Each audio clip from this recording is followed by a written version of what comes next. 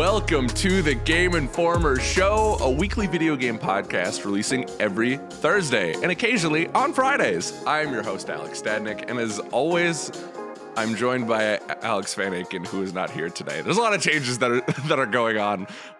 Alex is at a wedding for his brother, so I don't know why he couldn't be here, but whatever. So he could carve out a couple hours for us, right? You'd think so, but no. Shout out to Alex's brother. Have a great time getting married, and Alex, we miss you. So join us each episode alongside a rotating crew of GI editors and industry voices from around the industry. It's early in the morning. I'm struggling here today as we bring you the latest news, reviews, and big man swag your eyes and ears can handle. Today is all about the Game Awards. We're up early Friday morning. It's beautiful. We're in a winter storm morning here in Minnesota. That's why I got the hat on. Foot of snow. Yep. I definitely don't have that here. It's actually the complete opposite of that. We'll send you some. It's fine. Yeah. We got plenty. Be sure to open our soggy Amazon package that we sent you full of snow. But we're recapping the big moments from last night's show. We're going to talk about the big reveals first, and then the awards after. But first, let's introduce the panel, shall we? The king of late night is here, John Carson. Hello. Hey, I learned last night that if you stay up long enough, it's still Thursday. So it's always Thursday. Mm-hmm. There you go. And of course, the beautiful boy himself, Marcus Stewart, is here. Hello. Hello, gentlemen. Excited to talk about some award shows. Yeah, it's gonna be a fun show. I know we've talked a lot about TGA's last 2 weeks, but it's pretty much been all we can think or talk about. It's the biggest thing. It's done now. There's a bunch of stuff that came out of it. Yeah, everyone was happy. You know, everyone loved the show. No one's mad. That's what I've heard. Yes. Yeah, All respect. Yeah. So to set the table, this is the 7th or 8th award show from Jeff Keighley and company. At least under this branding. Yeah, they did. Yeah. They worked with Spike a lot on Game Awards back in the day, and that's a whole nother era. But so there was already some. I guess let's set the table with you guys. What did you think of the show? Like general impressions, Marcus. We can start with you. It's very long. Yep. Yes. Which I know we're at a different perspective for that because we're working the show. But there was a lot here, which is good and bad. I think overall, I was fine mostly with the show. It had its problems that I guess we'll get into in a bit. But overall, in terms of a pure reveal and trailer standpoint, I think this is one of the stronger shows that he's done. Mm-hmm. And those parts are always fun. So Yeah. good job there. Mm-hmm. Yeah, John, how about you? Yeah. I think Keighley might have set us up for disappointment a little bit with. I think he did an interview a few days ago saying that there were going to be 4 to 5 reveals on the level of Elden Ring. I don't think there were quite that many, or even anything that really got to that same reaction. At least for me. But also this year is really weird for me because it was the first year I'm actually covering the thing. So not fully paying attention the whole time. I've had to catch up after the show to double check everything that's happened. But I think a lot of the games that were shown look really cool. I think there were some good gets there. Some surprises that looking back now, I'm like, oh yeah, that was at the beginning of the show. Everyone was super hyped for that. And we'll talk about some of those reveals in a minute. It was a pretty average to good show for me. Okay. Like a 7 on the GI scale, 7.5? I'd say so, yeah. Okay. Yeah. I would say I slept on it. If you want my knee-jerk thoughts and reactions, you can check it out on the archive of the stream we did last night. Shout out to Jesse Vitelli and the GI crew holding it down. He raises things 2 points. Oh, always. Himself, always, yeah. And I think after the show, it's funny, right? Because we were streaming it, and I was having a really great time with chat and Jesse, right? So I think that colored my experience a little differently. Because I got off and I was like, that was great. And then I looked on Twitter, I was like, oh, people aren't happy right now. I can see that now. On fire. Yeah. I do think he hit his promise of 4 to 5 big ones. I don't think they were as substantive as the Elden Ring thing. We'll talk about Wonder Woman in a bit, right? But that was just, a render, you know, and a logo. I guess that's relative. To like, if you don't care about Elden Ring, then maybe those reveals are better. If you're like, what the level of Elden Ring is exactly is very Yeah. subjective. Yeah. You know? I said this last night. I don't think, to use a sports analogy, I got my Viking sweatshirt on. Go Vikes! Victory Friday. Yeah. All right. No pack, no. But we're not getting into this. I think he is yet to play his best game yet. I think he is still working on his pacing, right, for the show, and his team, right. You know, his team is a huge part of that.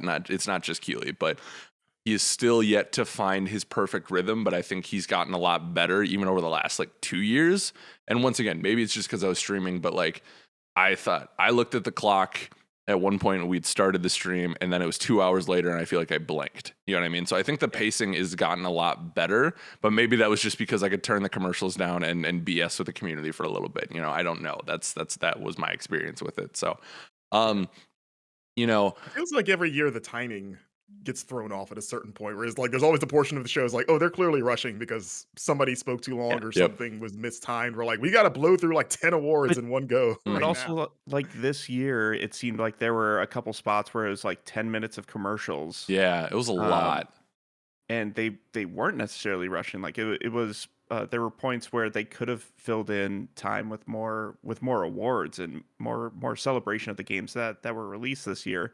But it was kind of like they would just bookend those commercial breaks with some more world premieres. Mm-hmm. And that part felt off. Like I feel like every year we can criticize the Game Awards for a multitude of things, but I feel like every once in a while they just really drop the ball on the whole. This is a celebration of the year that just happened, and all these incredible creators who are in the audience there to celebrate the projects that they released. And I feel like last night maybe fell short for that. I agree. It's kind of like, and John, you'll relate to this in terms of management of times. Like 3 hours, that's a lot of time. So you think like how you should be able to get a lot of things done in that time reasonably, but it just depends. Like the prioritization of what do we give time to sometimes feels off. It's like watching an episode of Monday Night Raw sometimes. Yeah, like you have 3 hours, but how is this thing that seems like it should be important get like no time, but like, then we got plenty of time for this other dumb segment. Yeah, start selling ads to like promote different awards if you need to, like, oh, this the best narrative award by Snickers or whatever, like whatever you need, whatever you need to do to pay the bills, or the Geico Award for Game for Impact. Yes. That's it. But and there's also too, you can look at examples like the NFL now, right? The NFL will keep the game going, you know, when but we'll flash to a commercial on like a 2x2 screen or whatever, you know what I mean? There's ways to do this, and I agree. Like I think about how film Twitter and the Actors Guild and everything reacted when the Oscars announced that they were going to cut best editing from the show. People lost their mind, rightly so, because that is a very important category. Shout out to all the editors out there. I do think he needs to reassess that next year, because like to only give Joseph Ferris 30 seconds for winning Game of the Year, which we'll get to later, was criminal. You know what I mean? And like to not have you are not on TV. You have all the time in the world. Yeah. Like really, I don't get that too. Like the only people's time that you're potentially wasting are the people in the room who are probably going to a bar across the street afterwards. Yeah. So like, especially for him, like Joseph Ferris specifically, like a guy that can go on and on, who is proving that he is charismatic as hell and he can hold his own on the microphone. Like I was like, you know, if this show has to be extended for any reason, I would like it to be this guy talking. I was so excited when he went up on stage, like an hour after Keeley's like, I don't want to give him a microphone. Yeah. Right. Yeah. So I do think they dropped the ball on celebrating games. It was this or like year. Previously, like this year's game. Yeah. Yeah. And I think like if this is going to be reveals, that's cool. Bill it as such. Don't tell me this is an awards celebrating the best games if that feels like the backdrop. You know what I mean? Yeah. So I think structuring and messaging needs to change, though I do think this was one of his better shows. So let's get into, so we're going to structure this. Like I said, we're going to do the big reveals first. I guess we're part of the problem because we're highlighting the reveals first before the awards. But we're not going to talk about all of them. I know there's a lot of people excited about Persona 4 Ultimix or whatever. Yeah, John's excited for that. I already forgot about that. I'm like, I should probably write that up today because I think we might have skipped it on the site. But Okay. Yeah. anyways, I am excited for that. Yeah. It's a very cool port. Yeah. I definitely thought it was going to be Persona 4 Golden, but is what it is. But so we're going to get into some of the bigger announcements and digest those, and then we'll get to the awards. I actually thought, and this is a very personal thing for me, I actually thought they kicked off the pre-show with one of my favorite announcements in that Tunic, the Zelda-like Soulsian type game, actually has a release date now. Finally. Finally. March 16th. They've been teasing us with the same demo for like 6 months now. So glad that they finally settled on a date. Game looks super cute. Looks awesome. I haven't played it yet. I've been kind of saving myself for the full release. Alex, you played the demo. The demo is great, and I think it was a great proof of concept and something that I was not expecting, because you look at it and you're like, oh, it's gonna be a cute little Zelda game. That's gonna be amazing. Kind of like Death's Door, right? Death's Door was challenging, but it wasn't hard, in my opinion. Right. Tunic is hard. Tunic is like, you can't just spam attack and get away with it. It is Souls light. But that was just the demo, and what they were showing in the trailer, like John said, looked gorgeous. Like, this game already looked gorgeous, but some of like the shadowing and the textures and the bosses looked amazing. Like the draw distance was really interesting, and I was like, oh, I am ready for that. Like, let's go. So kicking the show off for me was fantastic. Barkus, you're a Tunic guy, right? Yeah, I played that demo too, and I agree with you. It's hard. I'm excited because this is absolutely going to be one of those games where it's going to draw on a bunch of people because of how it looks. It's going to be like Ori or Cuphead, or like, oh, look at this presentation. It's going to be happy baby fun time. Yeah. You're like, oh no, okay. oh no, never mind. They didn't even need to play a trailer. They could have just put a release date, and I would have been happy, because this is one of those games like you literally don't have to show anything ever again. Like, all anyone wants is just the date. You could just put the name and the date, and everyone would be happy. Yeah. So yeah, I'm glad I got that. yeah. I'm starting to get worried about March now, Right? especially after like what we're dealing with in February with so many huge releases, and now March seemed like the reprieve. Like, we could just rest, we could catch up on stuff, and now it's just building back up with more cool games to play. Right. March Madness, baby. That's it. That's it. We should coin that. No one has that, right? We should. Favorite March games. Oh God, I can't even think about it yet. Stream one per day. Yeah. Oh.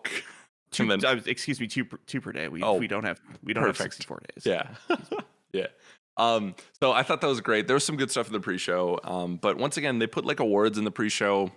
Not my favorite, but I like how they got all the esports. Like, literally went through the entire esports category. In like Right. 5 seconds. Yeah. On the pre-show. yeah. And also they started with like the Games for Impact award on the pre-show, which I feel like probably should have been moved to the main show, especially with everything that's happening in the industry. And Yep. Games for Impact in the position where it could make the least impact. Yeah, and you only get 10 seconds to accept it. So see you later. This isn't totally in order, the rest of these, but these are some of we'll hit the big announcements. Let's talk about one of the most conflicting games of the night for me, and that is Star Wars Eclipse. So we were watching on stream, 100% thought it was Indiana Jones for like the first 2 seconds, because it was like the sun was eclipsing and then there was like the tribal drumming going on. I was like, oh, here we go. And then I saw like an asteroid belt in a spaceship, and I was like, probably not Harrison Ford. well, Lucasfilm. he's a Star Wars. Yeah, he is in the Star Wars. Yeah. And so as the trailer goes on, absolutely breathtaking CG trailer of what it turns out to be is Star Wars Eclipse.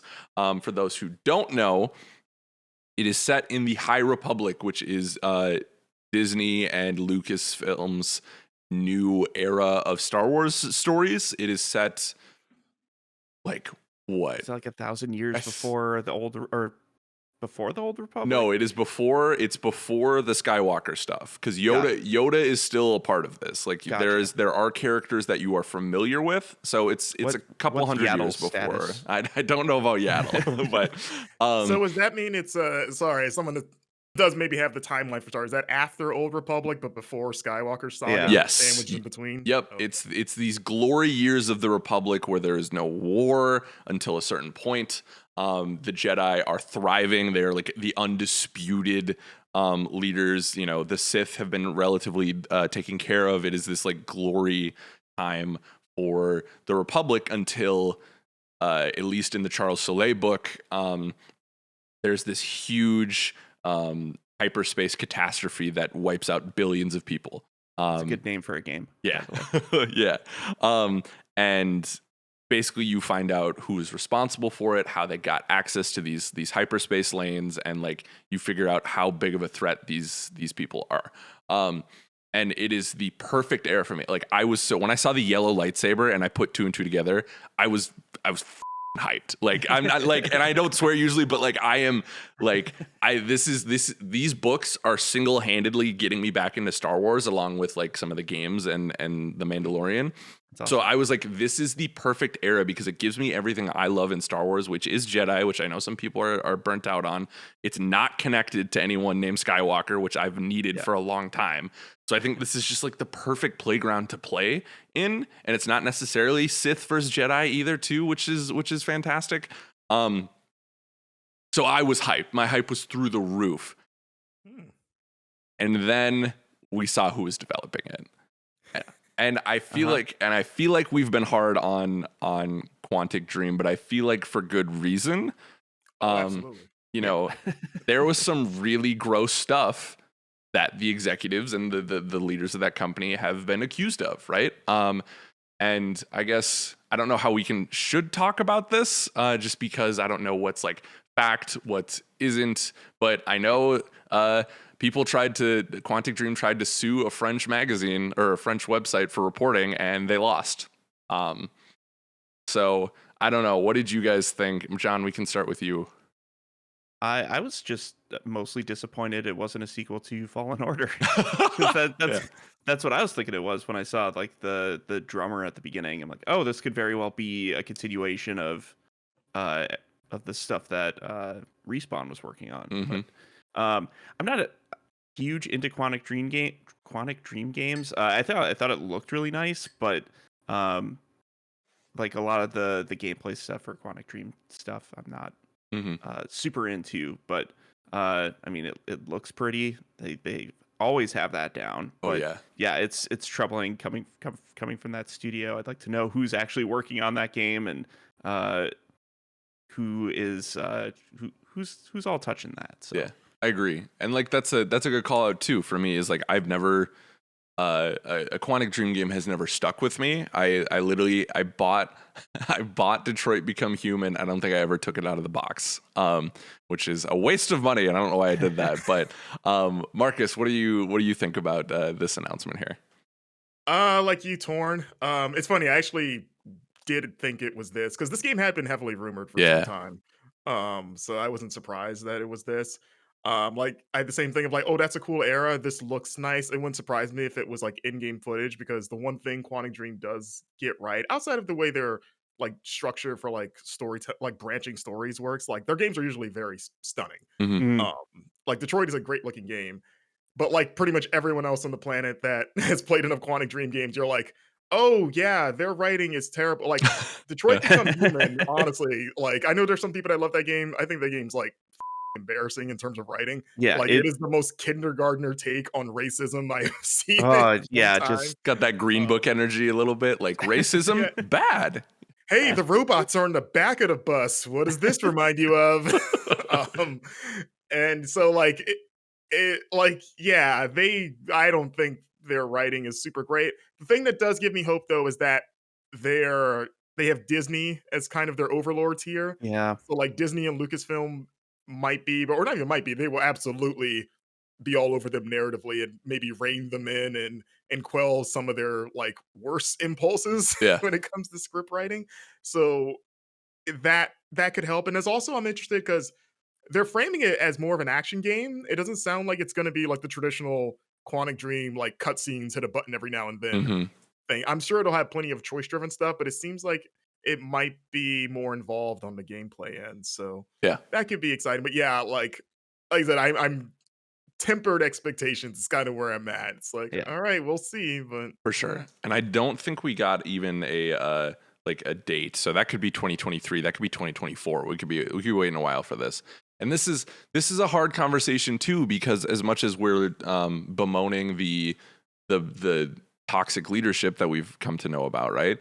There's good people at Quantic Dream, right? Like a studio isn't just their heads. So it's like, I guess I don't quite have the answer yet on how we talk about these kind of situations, but I just know there are some bad apples in there that definitely, feel like they got away scot-free. Like, I don't know, nothing came of those investigations, I feel like. And I could be wrong, and if I am, let me know, but I don't know. It was just such a roller coaster of like, oh my God, this is exactly what I want and have been wanting.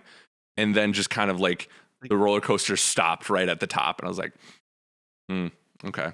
So, but like, maybe with the spotlight back on the studio, they can change, make some change, or if there's change to be needed. And that's the hard thing. Like, we don't know what's going on in that studio right now, or at least I don't. Like, but it's messy. But I hope things can change for the better, and and some things can change, and we can get hyped, because, like I said, it looks like it. If it wasn't Quantic Dream at the end of that, easily like my most hype announcement maybe of the year. There's like Remedy. Oh, bro, like, dude, yeah. I'm getting an Eclipse tattoo right here if that was Remedy. You kidding me? Oh my goodness. Speaking of Remedy, I know we're gonna skip ahead a little bit here, but that was too good of a segue to ignore. I think tonight we had a lot of what either gamers love or hate, and that's just like the CG trailer with the logo. But oh my Lanta, talking about making an impression. Alan Wake 2 is finally announced after fans begging for that series to come back. Gentlemen, are either of you Alan Wake fans? Yeah. I don't like love Alan Wake like some people, but I enjoyed it. Mm-hmm. Yeah, I liked it 10 years ago, whenever it came out. Yeah. I'm not playing it every year, but I'm definitely excited to see where they want to take that next. It seems like they want to kind of go down a more survival horror route, which is very interesting compared to the actiony Twin Peaksy situation that they had with the first one. I know Remedy's really good at playing around with their genres, especially with like Control and American Nightmare. So I just want to see more. The trailer looked very pretty. We're getting to the point where it's gonna start being harder to tell like what's CG and what's not, especially if you played that Matrix experience. That came out yesterday. Mm-hmm. So yeah, I like the way that Alan Wake 2 is shaping up so far, at least what they're showing us. Yeah. Marcus, how about you? Yeah, especially after the Control DLC, if anyone's played that, it pretty much spelled out that this was happening. But which is fine. I'm most excited, honestly, for that, to see those two worlds connect even more. There's a fun starting place there at the end of that DLC, and I wonder how they'll address that for people that didn't play Control. Which, by the way, you should play Control because it's very good. So like narratively, I'm pretty pumped for it, and the survival horror aspect. It's weird because like the first game, it kind of already felt that way when he was like, "Oh, it's more of an action game." It's like I never looked at Alan Wake as an action game. It did have some of those elements. Like you are working with the shadows. You're working with like resource management, the batteries, your main tools, your flashlight, the Duracell batteries. Yes. Yeah. Oh, you think they'll get a new Picking deal? up thermoses. I think they'll like change and go to Energizer. Ooh, like, yeah. Something. Let the bidding begin. Yeah. Also, more Night Springs, maybe. Hopefully, get us some more episodes of that. There you go. Yeah. Hell yeah. Yeah. Maybe there'll be like actual TV shows like Quantum Break. It's a half-hour episode you have to watch. Yeah. I think you'd be hard pressed to find a developer who's doing. I think they're in that top tier Remedy is in that top tier of studios that are really killing it right now. Like we talked about with Control, we get the Alan Wake remastered, we're getting Alan Wake 2, we're getting Crossfire X campaign maybe eventually sometime. I've seen that at every freaking award show and announcement, a digital event. And but I think they're doing some really amazing work. I'd say like them and like Respawn like aren't missing a lot lately, and that's really exciting because I know people love Sam Lake and Remedy, and it's cool to see that I feel like they're finally getting their due a little bit more. They leaned into the thing that I probably didn't want as a big horror baby, and it being like that trailer genuinely scared me. Like I went, oh, I don't know if I like Silent this. Hill at first. Yeah, right. Oh, so what is Guillermo del Toro doing? Getting on stage, in the flames.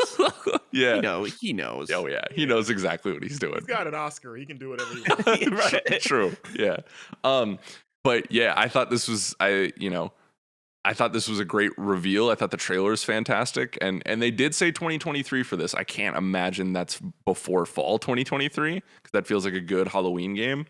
Also, it just feels they've got time. With Sam Lake at doing the interview, he just seemed like this was a while away. Like I'm sure we won't see this until, well, he said summer, right? Summer next year is the next time we'll probably hear from this game. So yeah, which cool with that, man. 6 months or so. Yeah. I think they probably. I think this is one of the games that they were partnering with Epic for publishing. Correct. So they've got that Fortnite money. Yeah. They can afford to sit on it for a bit. Make it perfect. Yeah. So looking forward to that. I think I saw Alan Wake Remastered. It's like $23 on Xbox right now. So I may try to scoop that up and play that over break. I played the first hour of it for replay a couple or maybe a year ago. I don't know. Time's irrelevant at this point, but and I really liked it. So it's still held up. So let's do it. Let's game club it. Ooh, do a little game club. I would like to do a game club. I would too. Yeah. There's a few good candidates to do as well. Yeah. Especially with sequels and stuff coming up next year. Definitely. Okay, that's a good call out. I like where your head's at, John. I got to make it official on like some big show. Yeah.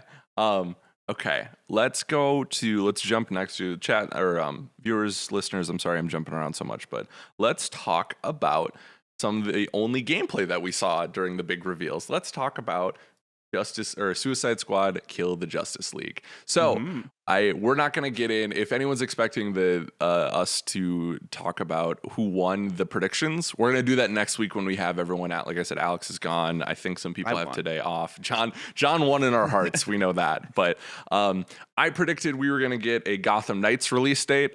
Keely slapped me in the face with whatever King Shark was eating because he said, no, you're going to get Justice League gameplay, Suicide Squad Kill the Justice League gameplay, and you're going to like it. And I did. I was actually kind of happily surprised with what I saw. I'm not down on this game by any means, but I was anxious to see where we're going with it, and it was a lot higher or faster pace than I guess I was thinking, especially coming off like the Arkham games. Batman moves at a very different clip than everyone else in this game. Yeah. And my other takeaway was like everyone's just gonna fight over King Shark. It's gonna be hard, because he looked so fun. He looked amazing. I don't know, gents. What did you think, Marcus? Yeah, I need to rewatch it because that trailer, like you said, was so fast paced that some of the action was a little hard to parse. But yeah, it definitely looks fun. I saw some people compare it to Sunset Overdrive. I saw that too. Interesting. And I kind of get that vibe. Yeah, I could see some of that. Because I know they had already said that it was a team based like third person shooter, but you can play it by yourself and just switch between the members like on the fly. So that's nice for people that prefer to play games, on their own. They hate friends. But yeah, I'm excited to see Rocksteady tackle something different. Like I didn't think it was ever going to be like, oh, we're just going to do Arkham, but with 4 other characters. But I'm glad that is super not that. Yeah. You think it'll, like, now that I've played Guardians of the Galaxy, I wonder if I could see that as something of a template of like, how do you do at least on a single player team based game, like this one, you can't play with 4 people, but that kind of is where my starting point for like how this would work exactly with Guardians. But So the difference is, it sounds like we get full control over, like, if you're playing, if you correct me if I'm wrong here, if we're Right. playing single player and I'm playing as Harley and switch over to King Shark, like I get full control over them, right? right. Yeah. So it's Yeah. like, yeah, I guess like Guardians or even like the Ultimate Alliance games. Yeah. Yeah. Marvel. Yeah. Loved for the first one. Yeah, it looks fun. I want to see the boss fights against the league. Like we got kind of the Flash tease there, where he's throwing kamehamehas or whatever he's doing. Yeah. So like I think that will be the thing that makes or breaks the game. Outside of, and I've said this before, the premise that they do need to make you kill the Justice League, otherwise this game falls apart. Yeah. Right. But the boss fights have so much potential to be like, I think almost like God of War level, and the way they treated their fights against the gods and how unique they all were. Mhm. Like I'm super excited to see more of that. And that flash glimpse gave me like some idea of what they could do. Mm-hmm. But yeah, I think it looks super fun, and I want to, partner up with some nice folks. Maybe you gentlemen. Oh, I would And like I'll that. take- I would be honored. Yeah, I call King Shark. No, it's not how this works. I'm hosting. Yeah, I think all of them look good to me. The proof in this pudding here is going to be the shooting mechanics and how it actually feels, right? Because they showed off Deadshot. I mean, everyone seems to have Everyone a has a ranged gun. weapon. Yeah. Yeah. So I'm just curious on how that's going to feel, because Rocksteady like has nothing to prove when it comes to hand-to-hand melee combat. Like they, as far as I'm concerned, they really pushed what a superhero game can feel like with the Arkham games. From a combat perspective, right? Like Spider-Man kind of took their lead on that. So I'm very excited to see like Harley and like King Shark, ripping people apart. But like, I'm curious with what Deadshot's going to bring, and also, is Captain Boomerang fast? Is that a thing? I guess. So it seemed like the trailer was showing off how like different each character could play, because like King Shark is obviously like very Hulk like you're climbing up buildings, you're taking massive leaps. Captain Boomerang has like some teleportation that's tied to his boomerang, which I don't know if that's a thing with the character, but Yeah. it's cool in practice. Yeah. It looks like so. Yeah, I like how they each look like they do control differently. Like Harley's like grappling to like what looked like bat drones, and like swinging through the city like she was Spider-Man. Deadshot had a jetpack that he's just cruising around in, just lighting people up. Yeah, I mean, I know I'm going to be King Shark when we play this, but I wouldn't mind playing some of the other characters, I guess. Apparently, I just looked it up because I was curious too about the speed thing. Apparently, that is a thing with the character. Oh, cool. Okay, Apparently, cool. he has had short speed Bursts of speed. at some point. Okay. It might be there are also 2 Captain Boomerangs, so just Oh, keep that in mind. okay. There have Well, been, Yeah. but one of them has had that, and I guess that's this one. Okay. Because my yeah. only frame of reference from him is those movies. So sorry, I didn't mean to cut you off. No, you're fine. You brought up a good point with Deadshot though, 'cause it's like he's the only guy. Like his whole thing as a villain is that he's like the best marksman in the world, right? Otherwise, he's a dude. I'm So gonna it's miss like if all you- the time. Yeah, I was gonna say like, it's feel weird to just be missing with him if you're playing with him, because otherwise he's just every third-person shooter protagonist ever, right? It feels Yeah. like Mhm. to make him feel like Deadshot, you should just hit every time. Like even if I'm not even facing or aiming the thing, the bullets just find their mark somehow. And Right. then you say like, oh, it's just Deadshot just knew how he knew shooting it completely away from the target based on the air currents and the bullet make it would curve and Yeah. hit him right between the eyes, because that's how good he is. Yeah. I mean, maybe, I guess the trailer didn't really do that justice, but like maybe it's a Deadeye ability, or like, or Sam Fisher's ability in some of the later Splinter Cell games where it's like, you just lock on, you're guaranteed to hit, but you have to aim where the bullet's going. Like I don't know. He thinks Devil about May his Cry. daughter, and it inspires him. You would say again? So he thinks about his daughter and it Yeah, inspires him. You have a exactly. daughter Yeah. meter. Yeah. The I miss my daughter. I miss my daughter, but not my shots. Yeah. Yeah. So I thought that was a positive look. Next I need to see like actual HUDed, live gameplay, because I think I like these trailers only to a certain amount, because it's like okay, this is very stylized. This is very like, put together, which is great. I think that's a good intro, but like, okay, what does this look like on a moment to moment actual in my controller or in my hands type of the experience? Yeah, it's a little disingenuous to keep calling some of these trailers gameplay trailers when technically, yes, it is footage of someone playing the game in some aspects, but it's not actually what it looks like when you are playing it. I think now they're just like, well, it's in-game footage. Yeah. Mhm. So it is running on the engine. That counts, right? Yeah. Sometimes. Yeah, sometimes. Yeah. But and then they keep doubling down on 2022, so I may have to eat some chum here if because I'm still maintaining that we don't get Gotham Knights and Suicide Squad in the same year. I think that's too much DC, but I think we're in the era of Hasn't too much fucked Marvel. stuff. Yeah. Yeah. Yeah.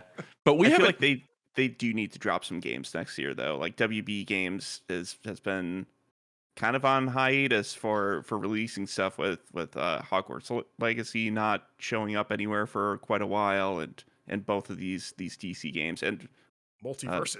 and multiverses. Yeah. Yeah, so it's next year should be a big year for them if they do end up landing all of these. But Yeah. I don't know if they can wait longer.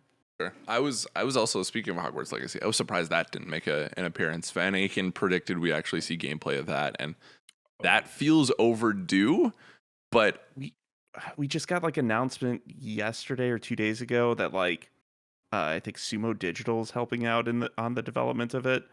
So okay, yeah, that's yeah. super So, like, random. yeah, I'm like, oh, like I thought they were like taking over, but I guess they're just like assisting Okay. with the development. But yeah, I thought maybe we'd get something yesterday, but Yeah. They're gonna not yet. randomly premiere gameplay at that Harry Potter anniversary that HBO's doing. Yeah. They're just Good. gonna sneak it in there for some reason. Daniel Radcliffe's like, what the hell is? Okay, fine, whatever. You're paying me. So, speaking of WB, they took a page out of the Marvel Sony playbook from earlier this year. Like, you know what? If Marvel's doing it, we can do it too. And announced out of the blue that we're getting a Wonder Woman game Yes, from Monolith. And I was that's like, what they've been doing. what? Yeah, because it's been, what, 2017 since we've seen Monolith at this point? Yep. Yeah, That's This was actually my announcement of the show. Like this same, popped I me the think. most. I have wanted a Wonder Woman game for you have no idea how long, like long before the Gal Gadot movies. Because to me, she had even like right under Batman, she had the best video game potential. And like my dream studio had always been Santa Monica with all the God of War stuff they've done. yeah. And, Oh, yeah. tackling mythology. Like I mean, it's the same mythology. So it just seemed like the perfect fit. Like yeah, just give me a third person amazing action game with them. But yeah, Monolith is one of the ones like I didn't know I wanted them, but the combat in Middle Earth is phenomenal. I mean, Yeah. it's pretty much a rip of the Arkham combat, but it's a very good Yeah. rip of that combat. And the fact that the Nemesis system is finally going to be applied. yeah. something else. Yes. So- put us on Themyscira with the Nemesis system. Yeah. Hey, Ares remembers that you punched him in the face that one time. He's going to come back with a black eye and be like, Yeah. remember me? So I'm curious about how that's gonna work and what villains are gonna be attached with that, because as we've seen from Wonder Woman, they're definitely they're definitely a little bit more mythological in nature. Some of her For the villains, most part. yeah. So I'm very curious how they're gonna weave that in. But like I read Kim's piece on it after the show, and I messaged Jesse and I was like, bro, like the hype's even more real, because according to her, the trailer's YouTube description shed a little bit more light, saying Wonder Woman is an open world action adventure game where she'll have to unite two worlds. It's also confirmed to be a single player game with an original story set within the universe. The description also said the game is powered by Nemesis system. So like you said, Marcus, I didn't think I wanted that, but now that we're getting it, I'm like, yeah, sure. Like let's go. And I forgot, I didn't even think about, Middle Earth games are underrated, I feel like.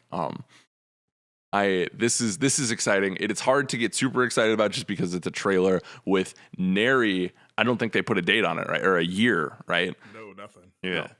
So, but I mean, like we said, Monolith has been quiet since 2017? Yep, Something that's like when that. Shadow of War came out.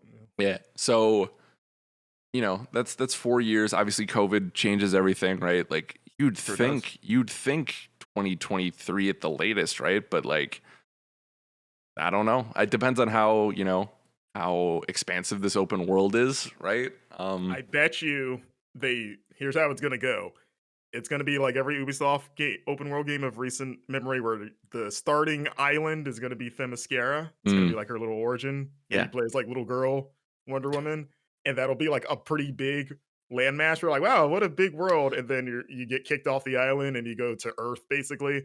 And you're like, wow, this game's even bigger than I thought. Like every open world game has to have the starter island that looks pretty big on its own, and Yep. then you get blown away when you see the real world. And you're like, oh, this was just tutorial time Yeah. here. Do you think so? It says in Kim's write up, it says unite two worlds. Do you think that is Themyscira and Earth, or do you think that is like Atlantis and Themyscira? Huh. Interesting. I didn't even consider Atlanta. I always consider Atlanta. I guess it's its own thing, but I assumed it was just like man's world, which is just Earth, Yeah. right? Oh, Mhm. sure. Which sure. makes it sound like it's more of an origin story if that is her mission, like that she hasn't been exposed to humanity at large yet. Mm-hmm. You think What if there's she's dealing with multiversal stuff? definitely possible? There's a whole like Shaggy? Crisis on Infinite Earths that DC's worked with before. Maybe she's working with Earth 2. Oh yeah, I thought you were saying that Shaggy was going to show up. Yeah, I mean, Yeah. yes, and he's Ultra Instinct. yeah. Okay. Because I guess I bring that up because I there's a history between the people from Themyscira and Atlantis, that they've touched on as well. So I'm very curious what this is going to be. I can't imagine we hear about this for another. I feel like it's in the Alan Wake camp too, where it's like, yep, you guys know it's here, but you are not going to hear about it till maybe next summer. Which with winter shaping up how it's going to, totally fine with. I'm okay with It's that. gonna pass in a second. Yeah. Also, open world game Middle Earth games were more Assassin's Creedy. Like that's how you got around was climbing. Wonder Woman can fly. Oh So I wonder yeah. how they address Can? that in an open world game where you could technically should be able to go anywhere you want. But maybe that's why it'd be good to be. Well, no, she can always fly, right? Because I was gonna say, I mean, there's depending like recent Wonder Woman of the last few decades, yes. yeah, Otherwise, invisible jet. Yeah, that's what I was Wonder gonna ask. I want the invisible Where did I jet. park it? Yeah. Oh, I want that so bad. Just her, like the loading screen is her just up in the sky. Yeah. So I mean, shout out to Monolith. They're a great studio. I think this is. I do love. So I've talked about. I'm starting to get a little fatigued with superhero games, which like buckle up, Stadnik. But at least they're going to the right studios. It feels like right now. And I think Monolith is an inspired choice. So I'm excited to see what comes from that. But, that's 3 DC games maybe in the next 2 years that we know about with Knights, Suicide Squad, and Wonder Woman. So if you love it, you'll be feasting. So let's talk about, let's see, what have I missed here? There's a big one. Oh, here we go. Senua's Saga Hellblade 2. I don't know if I believe that was gameplay, but let's get into it. They kept saying it was, and if it is, well, okay. Here, let me say I this. think it was. I didn't. The first game is beautiful. Yeah, the first game is gorgeous. I didn't think this was actual gameplay until I went to play the Matrix game later last night. Yeah. I was like, Changed your life. oh, okay. Unreal Engine 5 is not to be trifled with. Okay, that's probably real. Setting the scene, if y'all didn't see it, the Gregorian chants were back, the throat chanting or whatever. They are squaring. The tribe was squaring off against an Attack on Titan man baby that I felt really bad for. It didn't seem like he did anything. Yeah, right. Yeah, he's like, I just got back from swimming. Committed the crime of existing. It's just like, Hand me a towel. You have to light me on fire. It's like, oh, who are these people in my cave? I just want to sleep. That breathtaking. Like it sounds hyperbolic or cheesy or whatever, but like the reflections off the water were incredible. The way the environment reacted to the action sequences were incredible.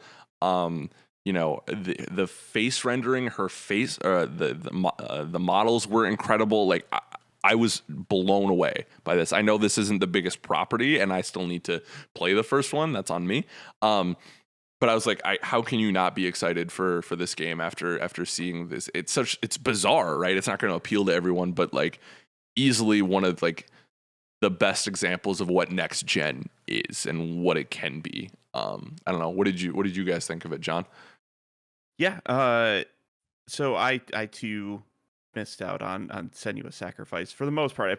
I've played some of it, but you're right. That is a damn nice looking game, and I can fully believe that this was mostly gameplay. There were a lot of camera sweeps and stuff that kind of took me out of the whole like this could be gameplay thing. But yeah, I thought it looked really nice. The sense of scale with that giant human dude was great. And really like the whole thing's pretty disturbing, which is something that Hellblade has dealt with in the previous version. So yeah, it looks incredible. I really want to see that. Like put a Unreal 5 experience on the Xbox for that. It was the first trailer like afterwards where I'm like, all right, I'm done with work. What do I need to see again? It's like, oh, I need to watch Senua Saga. Yep. And get a better look at what the hell was going on. Just really, really impressive. Like you said, facial models. The fire looked great. Just like the textures for like the mud and everything that was covering everybody's faces and how people were reacting. I think that's going to be a game to watch for. I know it's kind of Microsoft's now go-to game to show off the power of the Xbox, which damn right. It should be. Yeah, it looks good. Yeah. So yeah, I'm excited for more of that. That's also high up on my list of like, this is one of the most important things that we saw yesterday. So for sure. Yeah. Marcus, what about you? Yeah, so I did play the first one, like all of it, and I really enjoyed it at the time. It was one of those games where like it made me incredibly excited for a sequel because the first game has its flaws. It feels like a really polished proof of concept in some points because the gameplay, like the combat, is pretty. It gets a little repetitive, like you're kind of doing the same encounters over and over, but it's like good. And like I said, the presentation and the vibe and the atmosphere is so cool. And then the stuff they do with Senua's psychosis is really interesting and well done, especially playing with headphones, which you should absolutely play that game with headphones. Okay. And that's what made the trailer interesting because the thing with that game is that you really can't trust everything that you see through her because a lot of it is in her head, including the weird, like you're always wondering, like, are these monster things even real? Or is it just her mind playing tricks on her? So like watching that trailer the whole time, I'm like, is any of this actually happening? Like, is she actually just by herself in a cave, like freaking out right now, and she's not even with other people? So that was what made me the most interested watching that trailer, is like just narratively where the story is gonna go. But yeah, like it looks gorgeous. Like I said, like I'm pretty convinced it was gameplay. Because like I said, the first game was beautiful, and then they re-upped it for current gen, and it looks even better now, which seemed impossible. I'm a Ninja Theory fan. I've pretty much liked all their games, so there's one of those studios on my list of like they haven't missed yet. So you're still playing Bleeding Edge multiplayer sessions. I forgot about that. We all did. I think I played like 1 hour of Bleeding Edge. Yeah, we streamed it. I was like, this is fine, and we moved on. It was like awful or anything. It was like, I'm probably never gonna play this again. It felt like a side project. No shit, you know what I mean? Like it was what it was. So that we didn't get a date though, still, or anything. So I was gonna bring that up. No date to be found on that one. So that's another one where I'm really thinking most of the stuff we saw last night is 2023 or further. They didn't even give a year. Like they didn't no, nothing. Okay. Yeah, it was literally just this is gameplay, and maybe they're saving that for whatever their E3 thing is next year, right? Because they don't need to. No studio can just take a break quite like Microsoft can right now. Microsoft is flying high, so it's like maybe save some of that hype and that goodwill for next year when people eventually will start to be like, okay, but now y'all don't have games anymore again. Like, well, okay, now we can show you this, and this. So, actually, we can talk about Cuphead in a second, but I'll be curious to see what Microsoft. Looking at Microsoft Future is very interesting right now, right? Because we know they have a lot, but almost none of it has dates or concrete information about it right now. So, But a great showing for Hellblade 2. I can't wait. Take your time on that. Ninja Theory, do what you have to do. But goddamn. I think that's covering most of the big stuff. There was some stuff I really liked. Cuphead, The Delicious Last Course, finally getting a date is fantastic. Finally, we've been waiting. Far away though. Yeah, June. Yeah, Mhm. 6 months. I'm actually surprised that's not Cuphead 2 at this point with how long that's taken.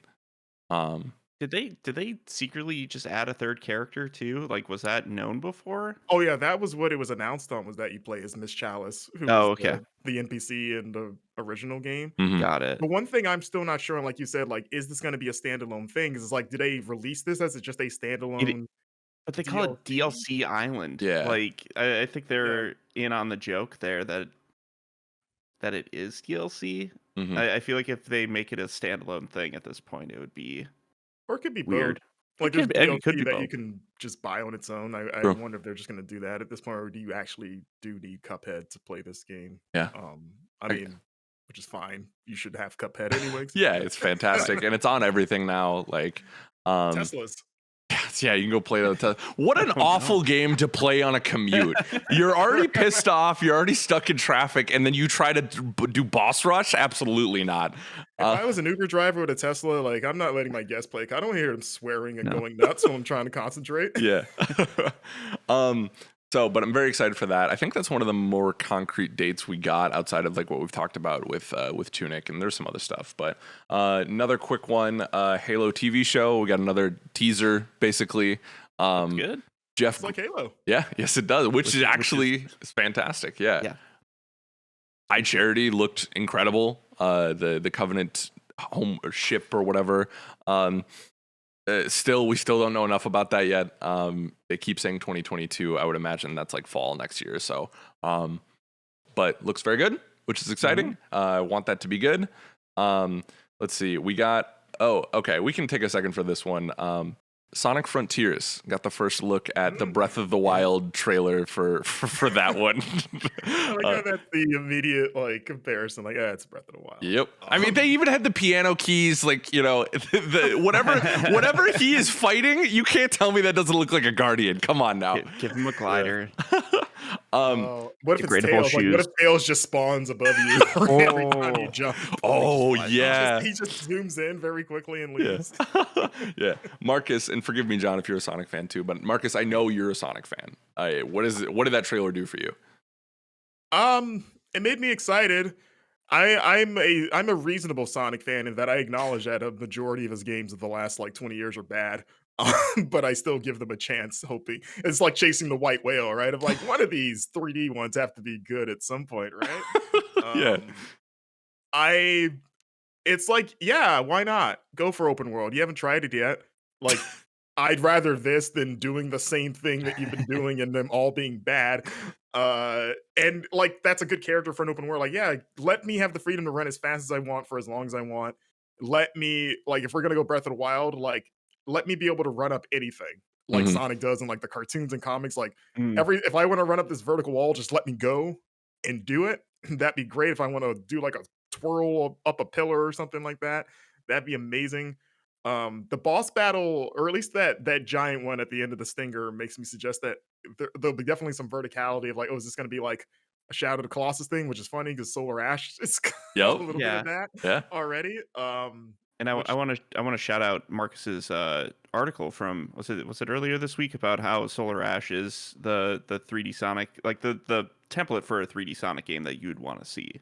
Yeah, like I think Solar Ash nails like what like, hey, let's take a kind of speedy protagonist and throw him into like a semi open world and just have platforming challenges everywhere. And like it's all about flow of movement. If Sonic can tap into something like that, I would be pretty excited. So what's cool is that story wise, it's being written by Ian Flynn, who's like one of the lead writers for the Sonic comic series. Oh, nice. Like he head writes That's the awesome. current one for IDW, and he used to be a head writer for the Archie Comics Sonic run. I like those. So yeah, I was like, okay, like Sonic stories are usually bad. The video game ones, The at video game least. ones. The comic ones, people seem to really enjoy the comic stuff. So Cool. that gives me hope. Yeah. that this won't be dumb. It seems like the comic teams have had a lot of influence on both this game and the new movie as well. Like it sounds like character artists are shared between the comics and the new movie, which makes sense. Like that, not to go on too big of a tangent, I really liked what we saw of Sonic the Hedgehog 2. I think that movie is looking great so far. Yeah. Tails and Knuckles look awesome. Yeah. I'm very excited for that. That was, I mean, a lot of people probably shrugged that movie off last year, but I enjoyed it for what it was back at the beginning of It's COVID. just fun. It's fun. Yeah, it's a fun I like it. Yeah. And that's what I said on stream too. I was like, I'm gonna go to Sonic 2, I'm gonna have a good time, and I'm not gonna think anything more of it. Hopefully, it doesn't lead to another shutdown. Like Yeah. Sonic movies are just a harbinger for lockdowns. Yeah. now. Literally That was the last movie I saw before everything went to hell. same. It's probably one of the best performing movies of last year. Yeah, by default. Yeah. Yeah. Yeah, so good time to be a Sonic fan. I'm curious to see what comes of Frontiers late 2022 potentially for that one. So Does it make you guys want to play it? I don't know if you guys are as big Sonic fans. Does this make you want to like go full on Sonic for this? not yet. Totally.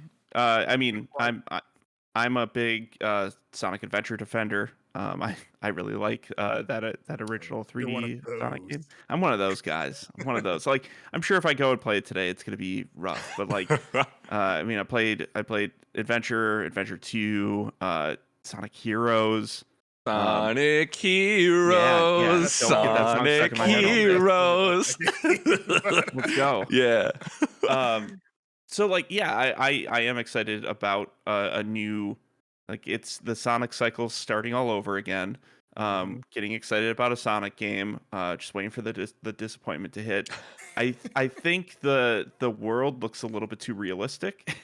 Because they show like super cartoony Sonic, and then they show shots of the world, and it's like it looks like it's a completely different game. Yeah, and it's divided into islands. It's called the Starfall Islands. Oh, okay. And at least the press release I got said it was going to be different biomes. Like, oh, there's a desert area, Oh, and this is the forest area, and stuff. That's interesting. At least Yeah. here's the casino island. Here's They should do that. they Like, should Yeah. do doing all Casino realistic- Island. Just do Sonic 2, all the levels translated Yes. in style. That Yes. would be amazing. Here's the underwater one where you have to fear for your life every time that you're trying to catch your breath. We Yeah. recorded realistic drowning noises this time to really make it visceral. Oh no! Choke Crazy on your chili gurgling. dog. Yeah. Uh, Yeah. So good time to be a Sonic fan. Quickly to things we don't need to spend a ton of time on because to me they fall in the category of just give me the game. Tiny Tina's Wonderlands got a trailer and Elden Ring got a trailer. Excited for both. Give me both. I don't need to see any more from them. Shout out to Pot Friend. Came on stage. Yeah. Thanks, pot friend. Yeah, the cousin of Pothead from Everyone's got Pot Death's Friend. Door. Yeah. I think that does it for the big stuff I want to talk about. They shadow dropped the Matrix experience, which if you haven't tried it, go. It's free right now. It is incredible, especially on a 4K TV. Very cool. John very helpfully already mentioned Sonic the Hedgehog 2 trailer. Looks good. There was some other stuff like Crossfire X. Like we Galaxy talked about. game. Yep. Arc Raiders, which looked like Outriders, which probably doesn't help, but it looks cool, right? That was one that I watched again too, and it's like, oh, this looks like Destiny without all the armor. Yeah. Yeah, I think that looks neat. I definitely want to see more of it. Yeah. Interesting song choice. Yeah. It's going to see first gameplay for Plague Tale Requiem, which is a game I'm really Yes. excited about. I'm a big fan of that first game. Yeah. I will always recommend it to everyone. Play Yes. a Plague Tale Innocence. Yes. Also Forspoken, I got another trailer. And it's coming out on my birthday next year, which thank you. Happy birthday. Yeah, thank you. May 24th, 2022. Still very curious about that game. That game's gonna live and die for me on how it actually plays with the speed of it, right? But like it's an Amy Hennig and Gary Whitta joint, you know what I mean? Like, you know, they were involved with the writing. I don't know in what way. And it's the team behind Final Fantasy 15, so like you've got some stuff to look forward to. I don't know. Yeah. That game Final Fantasy 15's combat is fun. Yeah, and it looks nice. Yeah. So Also, shout out to Deborah Wilson, who's just in everything now. She was in Forspoken. She's Amanda Waller in Suicide Squad. She is fantastic, so she deserves I'm surprised she all came the out shine. with like the full Amanda Waller Yeah. She was get up. cosplaying it. They found her way on stage. Yeah. And they just rolled with it. She had her Lil Mama Jay-Z Alicia Keys moment where she just like stumbled up on stage. It's like, no, get back here, come on. So I think, obviously there's a lot in 3 hours, right? But I think when you distill it down like we did, there was a lot of good stuff last night, and I know I walked away feeling pretty satisfied by that aspect of that. I didn't love, the trailer or all the all the commercials that we got to. And I was really bummed that Nintendo's only real presence there last night was like their 2 commercials and, or 3 commercials. Yeah, right. Cause they had the indie thing too. And then the Monster Hunter Rise DLC, which is Capcom, especially with Rise. PC. Rise is coming to PC. Yeah. So That's a very brief nothing look at that game too. Yeah. It was more Real like this is bummed. happening still, by the way. Yeah, here's another place. Sure, give us some more Release date. yeah. monsters. So, I was surprised. And I think it's interesting too, to kind of pull this together here. I think what wasn't there is almost as interesting as what was there, because and maybe we're just victims of our own expectations here, but we were kind of hoping for Avowed. We were kind of talking about maybe Starfield, you know what I mean? Like seeing what Microsoft has. And like we talked about earlier, they don't have anything to prove right now because of Game Pass, Halo, Psychonauts, Forza, you know what I mean? Like they're just fine right now. But I am curious to see, does that mean Fable is 2023, 2024? How is Avowed, how far is that out? There's a lot we don't know about their upcoming stretch. And Nintendo too. I thought this would have been the perfect spot for Kirby's Forgotten Island. Oh, totally. Or Forgotten Land or whatever. Because that's supposed to be spring, right? Yeah. Yeah. That'll be a direct in February.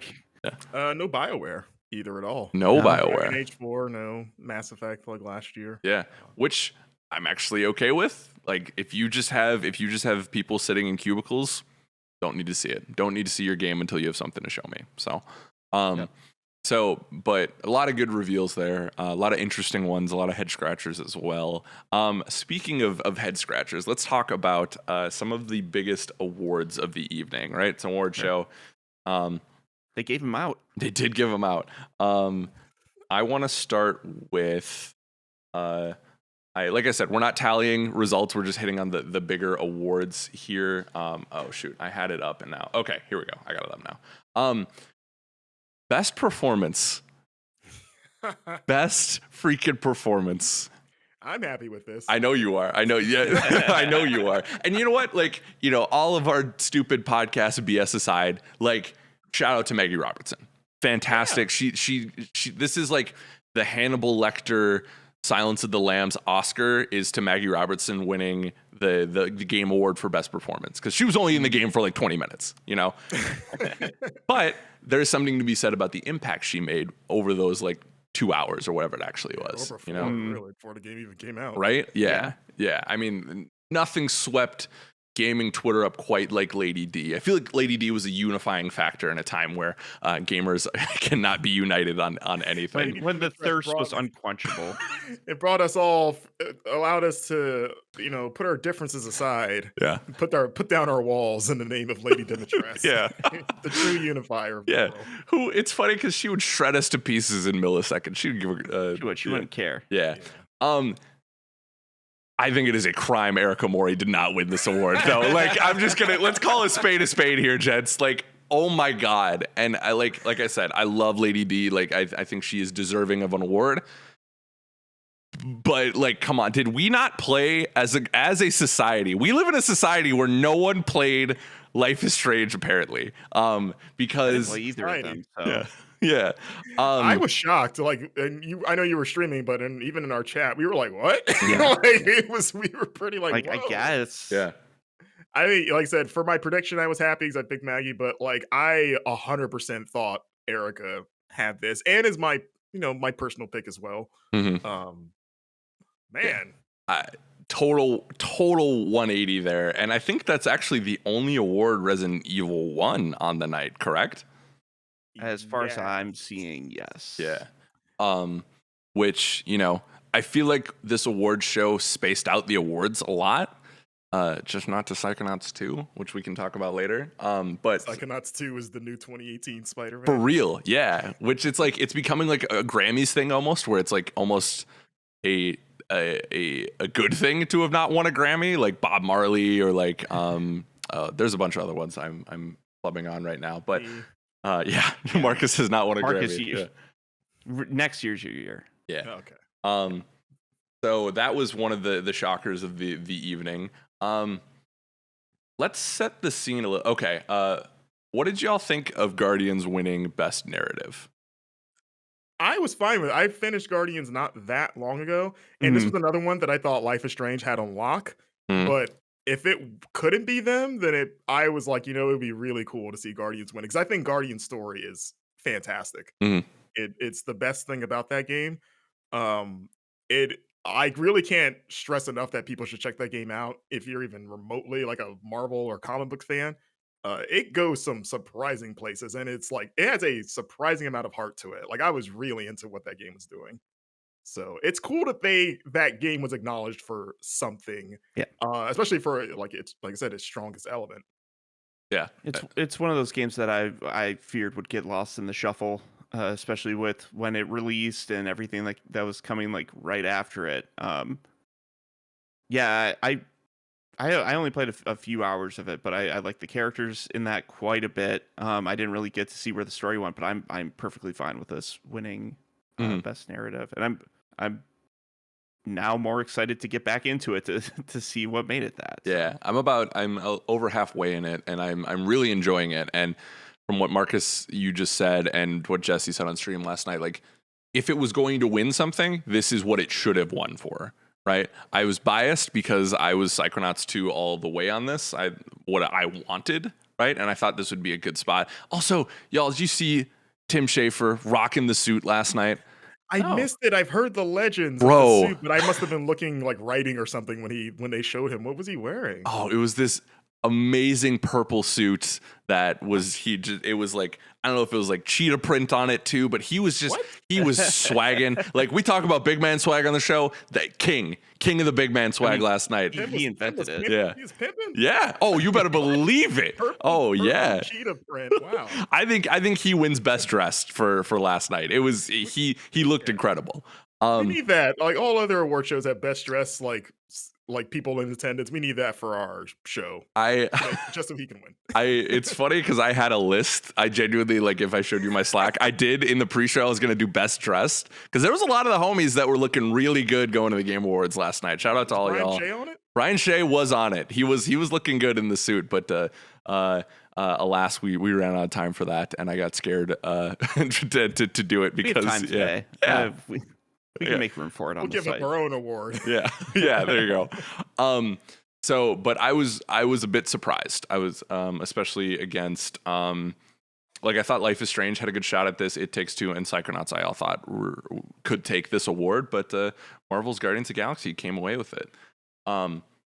Let's set the table for the next two, the big ones, right? Because we're just going to talk about game direction and then game of the year, and then we'll get you all out of here. Actually, no, sorry, I'm all over the place. I do want to shout out Tales of Arise won Best RPG in a throwaway. Yeah.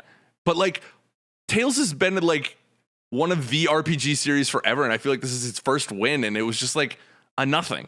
I was like, hey, you did it. Yeah. Like, I've been waiting for this moment my whole life. Yeah. And it's well deserved. Oh, yeah. I haven't even played it, but I would have picked it just based on everything I've heard about it. I'm just glad Cyberpunk didn't win. Bro, so I was genuinely scared that was going to happen. TMI, my butt was clenching so hard because when they did it as like a throwaway, like, oh, and we're going to rattle this off quick. I was like, oh, it is Cyberpunk because they don't want the heat, right? They're just going to do it and get out and go. But I was so happy for Tales of Arise, and it just felt like that could have been a cool moment to actually give them even the 30 seconds that they were giving people. But yeah, I don't know. I would say the same thing about like Guilty Gear Strive winning Best Fighting Game, but really that was a category with one game in it this year. There were technically 5 names there, but Strive was the only one competing. I just wanted someone to pronounce Melty Blood on stage. That's what I wanted. But it is what it is.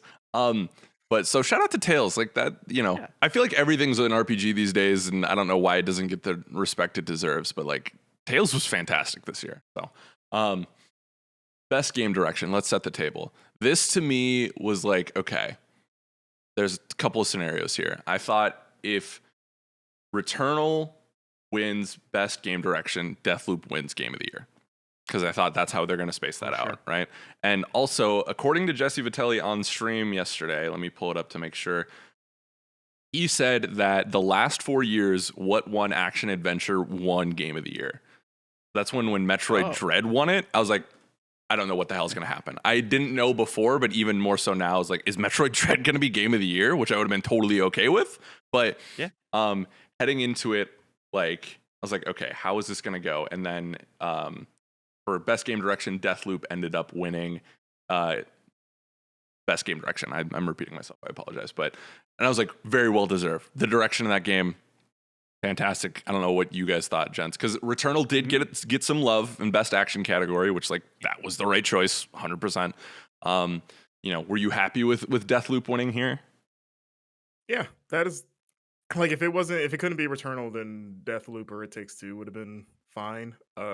Like Deathloop structurally like is really fun. I think it's that's the part of the game that pulled me in the most was like, the time looping stuff, or not even necessarily the time loop itself, but just the puzzle solving aspect of like, how do I figure out how to get these to off these 8 dudes in one go? Like I was really engrossed in that, and I thought, it was like a good balance of like not being too cryptic to kind of like rope in casual players of like, it takes track of all the things you find so you can reference it pretty easily, but also still leaving enough kind of vague for you to discover around the edge. I still don't know what those stupid package delivery things do. So whatever that. Oh yeah, I don't think I unlocked a single one of them. I haven't met a single person that has figured out what those are or how you unlock it. It's honestly. But yeah, like sure, and the Juliana stuff is pretty cool. Oh yeah. I feel like I know some people in the office don't think this is peak Arcane, but this is my first Arcane game, and I was blown away by it. I thought that game was fantastic, and I think a lot of that has to do with the direction of it. John, do you agree, disagree? I do, and I think a lot of the strength of this game happens within the first few hours, where it eases you into the structure of the world and the structure of the time loop and the structure of day and night and what you're able to do and not do. I think that giving this best direction is a very, very good choice, especially for that. Yeah, I feel like on a night that was very, at least on the timeline, controversial, and people weren't happy with anything, I feel like this is one where we can all go, yeah, that fits. In terms of snubs, this category feels like the Forgotten City should have gotten a chance. I think the game's direction is phenomenal. I would have knocked off either probably Ratchet, honestly, to get that in there. Again, not everyone can win an award, but sometimes it's nice to at least get that acknowledgement. Oh yeah, over something like, again, Cyberpunk being nominated for anything. Right. I was in my heart, I felt like Forgotten City has one of the best game directions of anything this year. So. And probably the best time loop game of the year, honestly. For sure. I think Inscription could fall into this as well. Yeah. Because, gentlemen, I've played like 4 hours of Inscription, and it's all I can think about right now. It is so good. I finished it last weekend, and yeah. It's wild. That's enough. I know there's a part near the end where I was like, Marcus is gonna enjoy this. He's gonna really like this moment. I think I know what you're talking about. Yes, you know. Oh, I popped. Yes, I did too. And then they called it the thing that I was hoping they were gonna call it. Anyways, now I'm buzzing because like I have no clue. I haven't gotten to the twist yet. I haven't got past the third boss. Okay, it keeps going. Okay, I'm excited. That's this weekend is going to be more Inscription. So so Deathloop wins best direction. It's okay. Like to me, in my head, I was like, okay, this is not winning game of the year anymore. I thought they were going to split it up. I know. Last year, I think Last of Us won both direction and game of the year, but I just didn't feel like this was going to be that kind of year. I thought they were going to spread it out a little bit. And they did, because my, oh my, In the category of for Game of the Year, it was Deathloop, Metroid Dread, Psychonauts 2, Ratchet and Clank Rift Apart, Resident Evil Village, and It Takes Two. And if you can't tell from my setup, It Takes Two is Game of the Year 2021 at the Game Awards, which I'm gonna be straight honest. I like that game. I got to play it with Joseph Ferris. It was one of the career highlights. It was incredible. Yeah, it was amazing. I did not think this had a shot at Game of the Year at all. And that's no shade at the game, right? It feels like a Deathloop, a Metroid, a Ratchet, a Resident Evil is more historically what this award show honors, right, for Game of the Year. So like I think there's some cool implications to honoring It Takes Two. Do I agree with it? My personal taste, no. I don't think that was my favorite game this year, but I lost my mind, gentlemen. I don't know about you in writing. What did y'all think, Marcus? Oh, yeah, I flipped out, and I thought this was the only other game that could win. And I think I'm pretty sure I said this in the predictions pod. Like I picked Deathloop, that just felt like the industry was blowing that way. But I think I said, like, if it's not that, I think It Takes Two is the only one that has a legit shot to make it. Because as much as like Metroid, Resident Evil, and Psychonauts and Ratchet are good, with the exception of Psychonauts, they're all kind of like the thing that you would expect, but like really good. Whereas I think It Takes Two is such a surprising and such an amazing co-op experience. Like I've never played a co-op game quite like that. Yeah. Ever. And I was like, that's the only, and like with Deathloop also being a very kind of unique cat, to me, it was like, it's going to be one of those two. I don't see anything else toppling it. So I was like pleasantly surprised, but it wasn't like, what? Yeah. I was more excited to see, again, we talked about this before. I was like, get Joseph on the stage. Give him a mic. Which actually led to one of the bigger disappointing parts of the night for me. And what we've lamented this entire show is like, I wanted Joseph, I wanted to give him 2 minutes and he can talk about, whatever, like politics, life, whatever. Just get this man on the stage, get him a microphone, right? New recipe he tried last night. Yeah. And I do think he used his time well. Which I'm gonna go to the store, look for some kids now. Joseph Ferris told me to go get some kids. Hey. Yeah. I think he used his time well, but it's like, give him a minute. He just won an unexpected, I'm sure him and his confidence level, he's like, this is mine.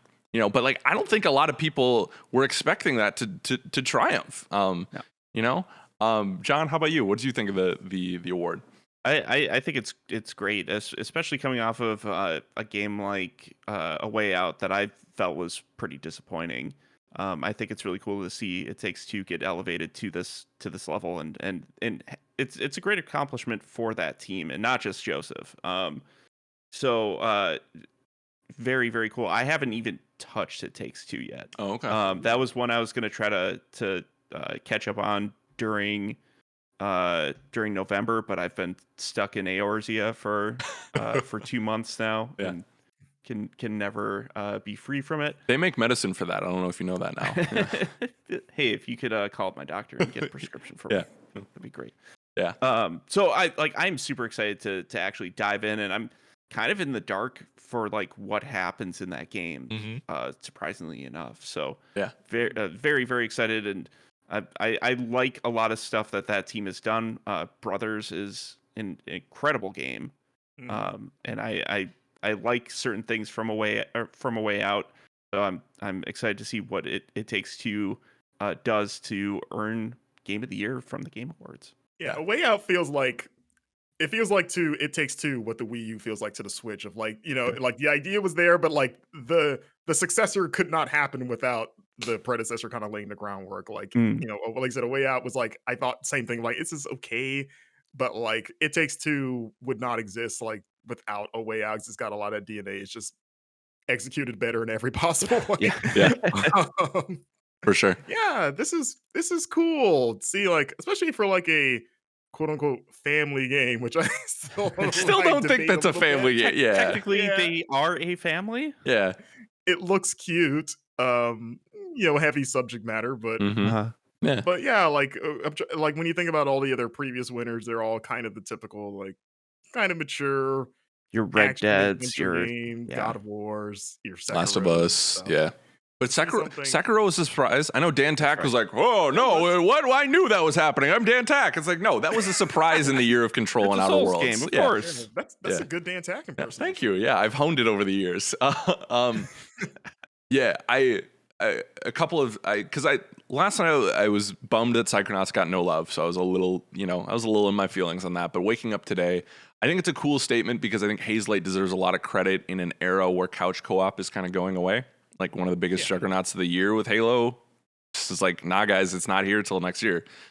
So a company that is focusing on playing games together in creative ways, I think should be celebrated and got its moment. I also am now convinced that if Hades came out this year or not against Last of Us 2, it would have won Game of the Year.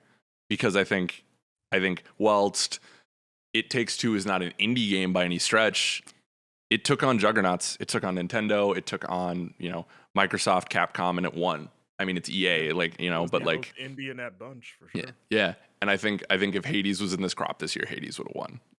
Yeah, it technically got re-released this year. We should have considered it. Yeah, we should have made a statement with our voting for that one. So, interesting stuff, gents. I like talking about this stuff. I'm a sucker for award shows. Yeah. Yeah. We should play. Oh, we can say John. Oh, I was gonna mention. It Takes Two is on Game Pass right now. So if anybody does want to play it, grab a friend, grab a family member.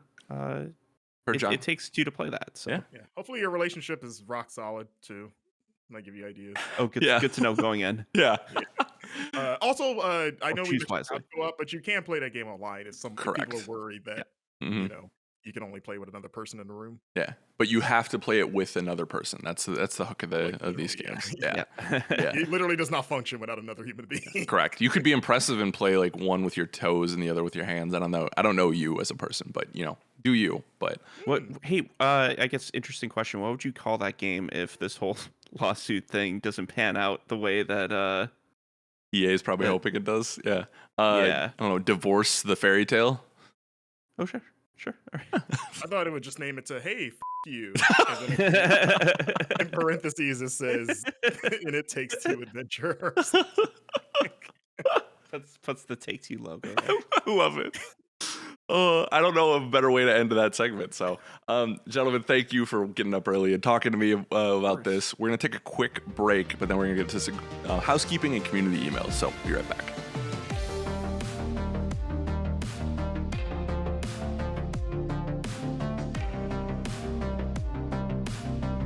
Welcome back to the Game Informer Show. Ladies and gentlemen, I don't know where Van Aken is. We have looked up, down, left, right, can't find him. Still at his brother's wedding. I called his brother. He's not even there. I don't know. Did he go to the Game Awards last night?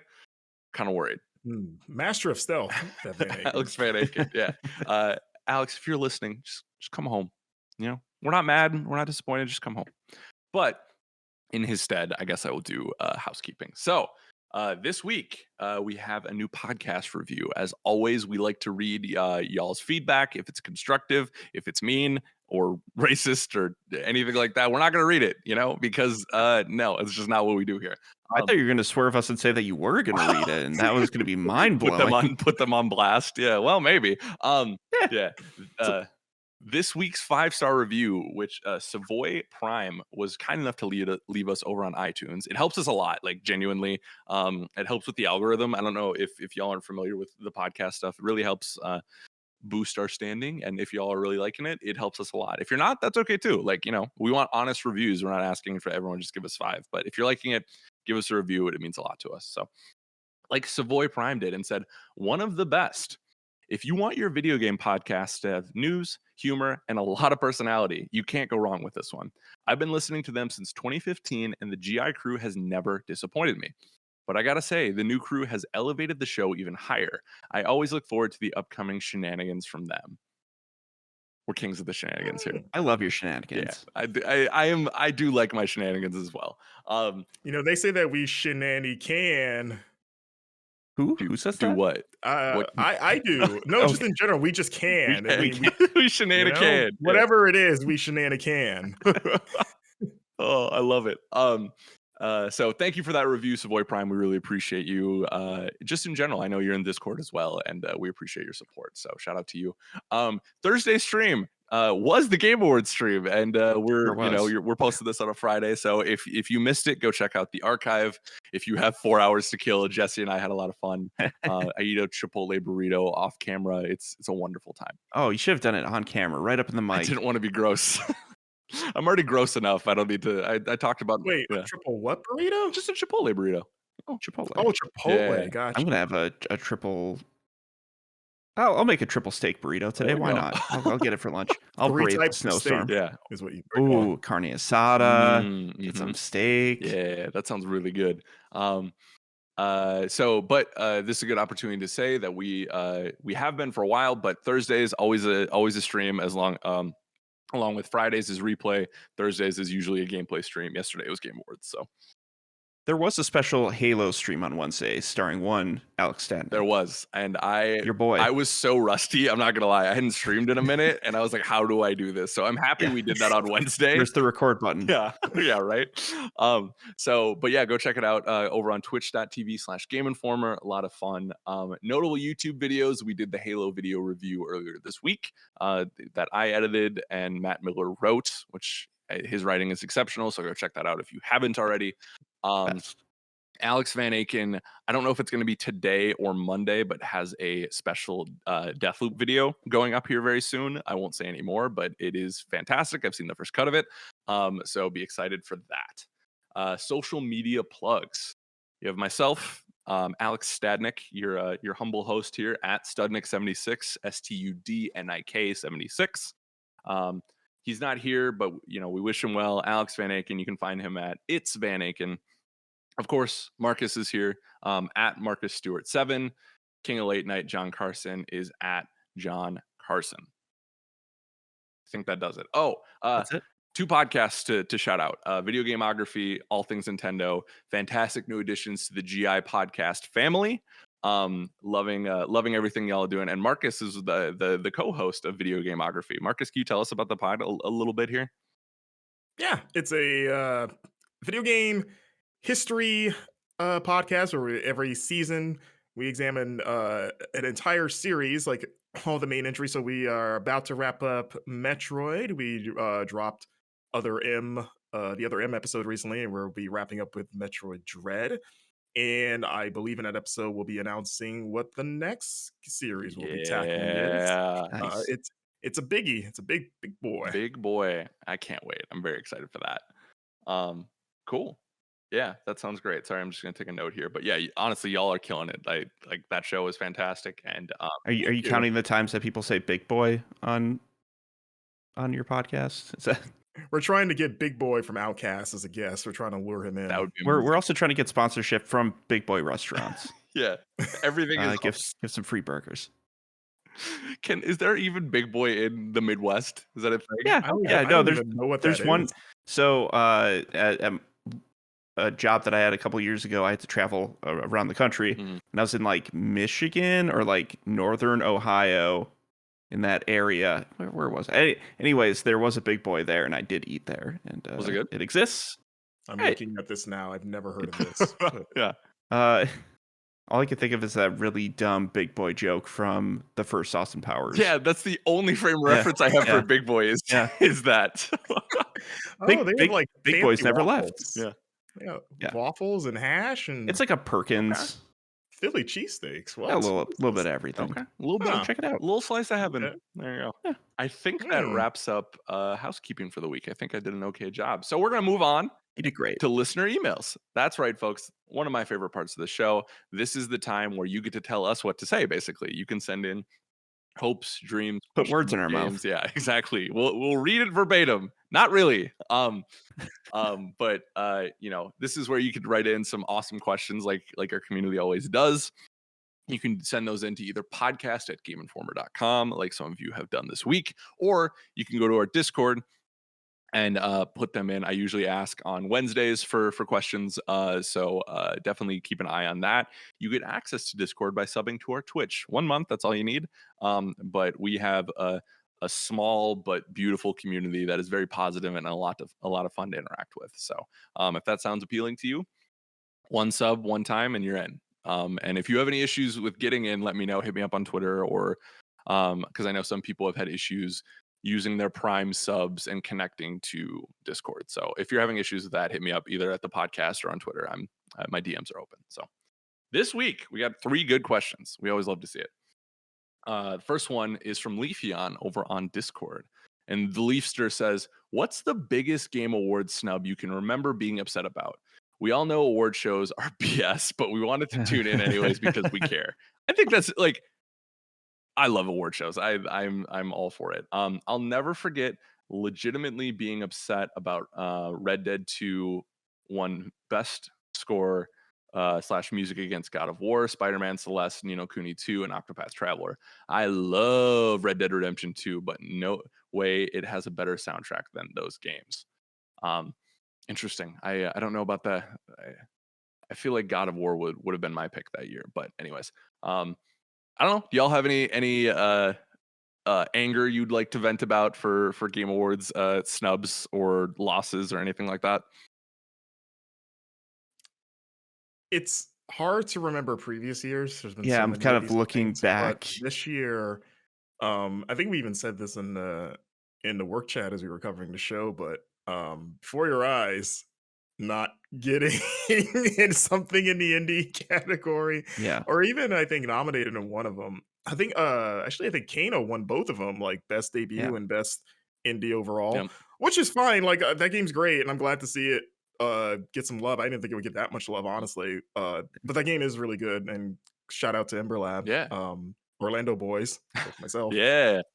So, but yeah, Before Your Eyes. I mean, we've talked about this game before, Alex. You and I love it. It's so good. I really wanted to just get some sort of acknowledgement for something. And on a lesser note, Chicory: A Colorful Tale, which is another game that's in my personal top 10. I wish that got just something, Yeah. you know. I will say, actually, I've turned a real snub real quick. Monster Hunter Story 2, I haven't played it, but for it to not get nominated for Best RPG, because Right. Cyberpunk just has to get in there, to me seems That absurd. Yeah. yeah. Because you love that game, John, right? I do. I like it a lot. I think I scored it pretty highly. Like 8.5 or It something. was 8.75 Yeah, or 8.5, something. like Yeah. 8.5 Yeah. or something. Yeah. High 8. Yeah. And I know Dan Tack liked it a lot too. Like It seemed like I- everyone really loved that game. it's a solid game for new and existing fans to Monster Hunter. Like, yeah, it should have been for a year that's pretty light on RPGs, or at least like standout RPGs of the Japanese variety. Yeah, Should've hands been down, it should have been nominated. Yeah. And the excuse of like, well, they already had a Monster Hunter game in there, I think is super weak because they're so different from each other. Yeah. They not are, the same and they thing at both all. deserve it. So Yeah, it's like who they're cares? both really good. Yeah. So Yeah. For me, I this is recency bias 110%, but like the fact that Psychonauts 2 walked away with nothing, Yeah, like literally nothing, is upsetting to me, just because I think that is a very special game. I think that is the best Double Fine game, and that is saying something, right? This is a studio that has made a lot of great work, but I just think they figured out the gameplay issue a little bit, because that's always the knock on Double Fine games, right? Is that the gameplay maybe isn't up to the storytelling, but I feel like they hit the nail on the head this time. I haven't, like, it's probably been since probably that first South Park game that I've laughed this hard at a game, especially one character in it, especially is absolutely hilarious. And just the world design, everything. I think that game is very special, but it fits, right? Because Psychonauts 1 is still underrated. You know what I mean? It's like, Yeah. so it makes sense that 2 is as well. But I think we are going to look at that, and it's hard to compare because Spider-Man's a juggernaut, but I think that is in the same category of, like, you're telling me Insomniac Spider-Man game won nothing? Like, oh yeah, that's a huge one. yeah. And I get it. That year is, I think 2018 may be better than 2017, and that's a little bit of a hot take. But like, I think Red Dead 2 and God of War are juggernauts. I think those games are incredible. But like, so I get it. It was going up against hard competition, but like, something, we spaced the awards around as much as we could, but like, I'm saddened that Tim Schafer in his swaggy suit didn't get to go up and accept anything. So, but shout out to Double Fine, because that game is incredible, and that Hell yeah. I'm sure that's enough for them, and to be nominated is always good. So You know what's funny is that Miles Morales got nothing last year either. Mm-hmm. Spider-Man just can't catch I, a break at the Game Awards. I mean, that was one of those games that came out super late, Mhm. and like cutoff for voting for this stuff is not that late. And yeah, well, yeah. wasn't Miles Morales like October? November? It was like PS5 launch. But that was the thing. It was Yeah. just But yeah. PS5, and like that But was hard to get at the time. You know, well, it was on PS4 too. It was was it? both. Yeah, Yeah, it was. it was. Yeah, It was both. Okay. that's true. Then there's no excuse for for us. I as just want journalists. Spider-Man to win something. I know, right? This indie character, right? You know, just no love for him. Man, Spider-Man 2 better sweep when the year Finally- that comes out. Finally, Spider-Man's time to shine. Yeah, right. It's been Soon. years. You know. Venom's gonna get it done. People are gonna know about him. Yeah. I am excited for Spider-Man 2. Anyways, Oh, any other snubs, or should we move on? no, like I'm looking back at some of the previous years, and even for like Game of the Year stuff, a lot of them make sense. I'm not seeing anything that I'd be like super upset over. I think it's 2017 is maybe the last year where like it could have like Game of the Year itself could have gone a few different places, and I would have probably put it with like Metal Gear Solid 5 that year, as opposed to, gosh, I just had it up. Wait, 2017? Oh, sorry, not I was 2017. going to say 2017. I feel like there was Excuse a very me, clear one there. 2015. Got it. 2015 was the year. Yeah. But that was like Bloodborne, Witcher 3, Fallout 4, Metal Gear 5, It's a banger. Mario Maker. Yeah. Like, Yeah, Like- you could take off Fallout from that list. yeah, right. Yeah, that was kind of a mess, and that was also disappointing that it was there. Yeah. So, Yeah. Okay. but yeah, I mean, otherwise, like individual categories, a lot of them were making sense. Mhm. As I was looking through it, I don't have any major gripes, I guess. I feel like looking back to 2019 when Sekiro won, I feel like that was kind of like when Martin Scorsese won his Oscar for The Departed. Where it's Sure. like we all Like know, this is the one. we all know I love Departed. Like don't get me Yeah. wrong, but like Yeah. that's not Marty's like magnum opus, right? And I don't feel like Sekiro is Miyazaki and From's like best game. And I thought Control was going to win that with a bullet that year, but you know, Yeah. you gotta honor the master least at some point. Yeah, at some point you just take it. Like, well, we've been waiting forever. If this is what he wins with, Yeah. it's like Leonardo DiCaprio winning his Best Actor for The Revenant. Yeah, it's like Again, Yeah, same yeah, thing. yeah. Like, he is great in that movie, but he's had way better roles. yeah, that movie is just okay. Also, isn't it wild that Leo literally had to climb into a bear carcass to finally get the gold? It's just that whole thing is nutty He to had me. to kill a bear with his bare hands. Yeah. His bare hands. Yes. So yeah, great question, Leafeon. Thank you for that. Moving on, we have Nathan Katzen from Texas emailed us and said, first off, just want to say I've been a listener for years and I'm really enjoying the show lately. The whole crew has a great dynamic and I love listening to you guys hang out. In a recent Thank you, episode, Nathan. Thanks. yeah, we're having a lot of fun too, so we appreciate you. In a recent episode, Alex mentioned getting weepy at the end of Before Your Eyes. Hold on, let me clarify this. I wasn't weepy. I was full body Yeah, I was just- hysterical crying. That's like weepy is underselling Yeah. it. I texted Marcus. I was mopey. like this- yeah. I wasn't kicking a can down the street. I literally was like in the fetal position, not knowing what life was. It was not good. But it got me remembering all the times games had gotten me choked up over the years. What are some specific lines of dialogue from games that cued the waterworks for you guys, or at least made the room very dusty? Here are a few of my examples, and these don't have spoilers in them, I'm pretty sure. Yeah. But by default, this is kind of a spoilery discussion. Yes. So tread It lightly is, if you're yes. listening. Yep. We might say something that you might Get, not know about. yeah, exactly. But his examples are Cortana the Chief in Halo 3 when she says, "You found me." Very good moment. Mordin to Shepard in Mass Effect 3 saying, "Someone else might have gotten it wrong." And then Ezio to Altair in Assassin's Creed Revelations saying, "No books, no wisdoms, just fratello mio," which is Italian. So good call outs. Very good call outs. Gentlemen, I pose the question to you. Mhm. Do you have any? How do we want to do? Like, how spoilery are we talking here? Like, Mine is a spoiler. The game is a few years old, So I think the statute of limitations is passed, but I will still. This is for speaking of Marvel Spider-Man. Okay. Yeah, give him a so second. Like, yeah, I was gonna say get we'll out do a right countdown. now. Like, it because I want to talk about this because it's a great call out. But yeah, like, it's. Okay, Marvel Spider-Man, Oh, wait, everyone. John, have Spoiler. you've beaten it, right? Okay, Yes, good, good, good, yes. good, good. Yeah. Okay, here we go. 5, 4, 3, 2, 1. Okay, so the end of that game, when Aunt May is on her deathbed and reveals that she has known that Peter was Spider-Man this entire time, and Peter is like barely holding it together because he has to choose between, hey, I have the cure for this virus that's been unleashed. There's just enough here to save Aunt May, but that's all we have. Otherwise, we could use it to synthesize a cure, a bigger dose for the whole city. Yeah. But I'm also about to lose basically my mother figure.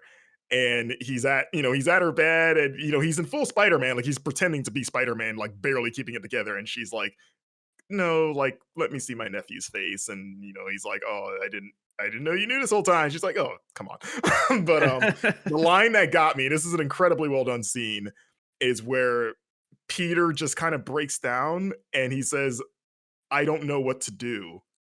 And he says it so helplessly, like he becomes that little boy again with his, like I said, basically his mom, right? Mm-hmm. And like, this isn't like him cracking jokes or even to Peter that like, because Peter a lot of times doesn't know what to do. And this is an experienced Peter at this point. Mm-hmm. But even then, he kind of wings it. That's just his character. And, it's not like, oh, I don't know what to do, but I'll figure it out. It's like, no, I really don't know what to do here. And it's like tearing me apart. And then she just says, yes, you do. Like implying like, no, you're not going to waste this on me. You're going to do what Yep. is the right thing. Mm-hmm. And like the delivery of both of those lines is so well done. I remember like completely like the waterworks started at that moment. And like again, this is another example of why Marvel Spider-Man snub hurts so much. Like I think people don't realize how well written that game really Oh is. yeah. I don't know if they knock it because it's a superhero thing or whatever it is, but Marvel Spider-Man, like the story is one of the best of that year, certainly. Yeah. And they make me, as a lifelong Spider-Man fan, to make me fall in love with characters I've been intimately familiar with like for decades now is an impressive feat. And that exchange is one of the reasons why. Like Insomniac really showed their writing chops in Well, that final and scene. I think they build to it in an amazing way too, because the Doc Ock fight scene on the building is absolutely incredible as well. Like, Oh yeah. and the emotions behind that were already enough to be like, oh, this is a special game. And then they just took it a step further and just obliterated your heart. Just, oh my god, yeah. No, I think that's a fantastic call out.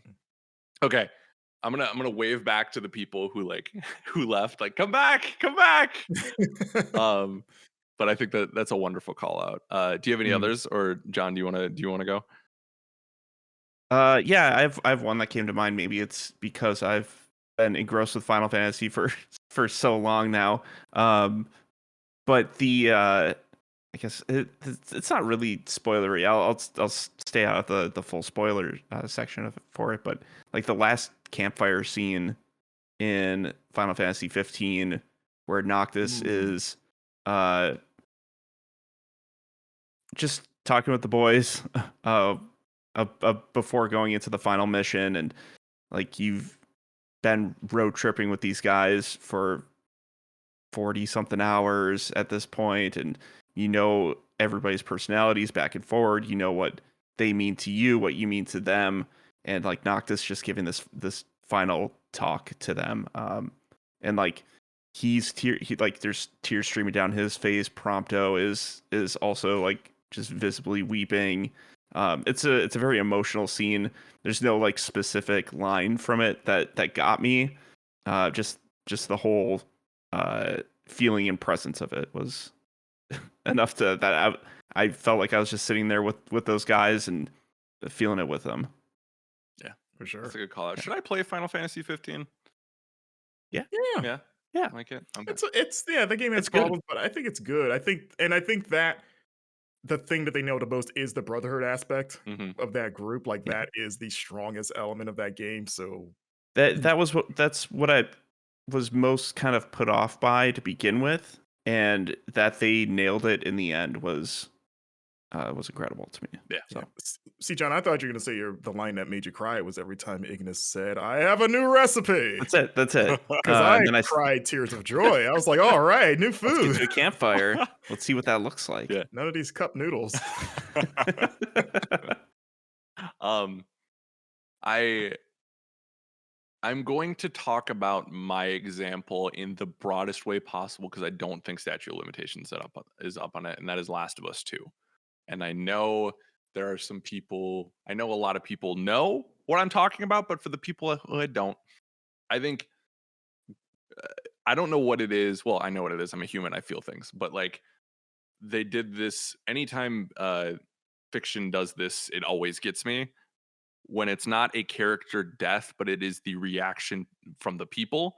Like spoilers for The Walking Dead season 2, 6. 3, something like that. Oh no, I'm talking like early. Like, early. but Yeah. like when like Norman Norman Reedus' character is taking out Beth and Maggie sees her, right? And Maggie breaks down.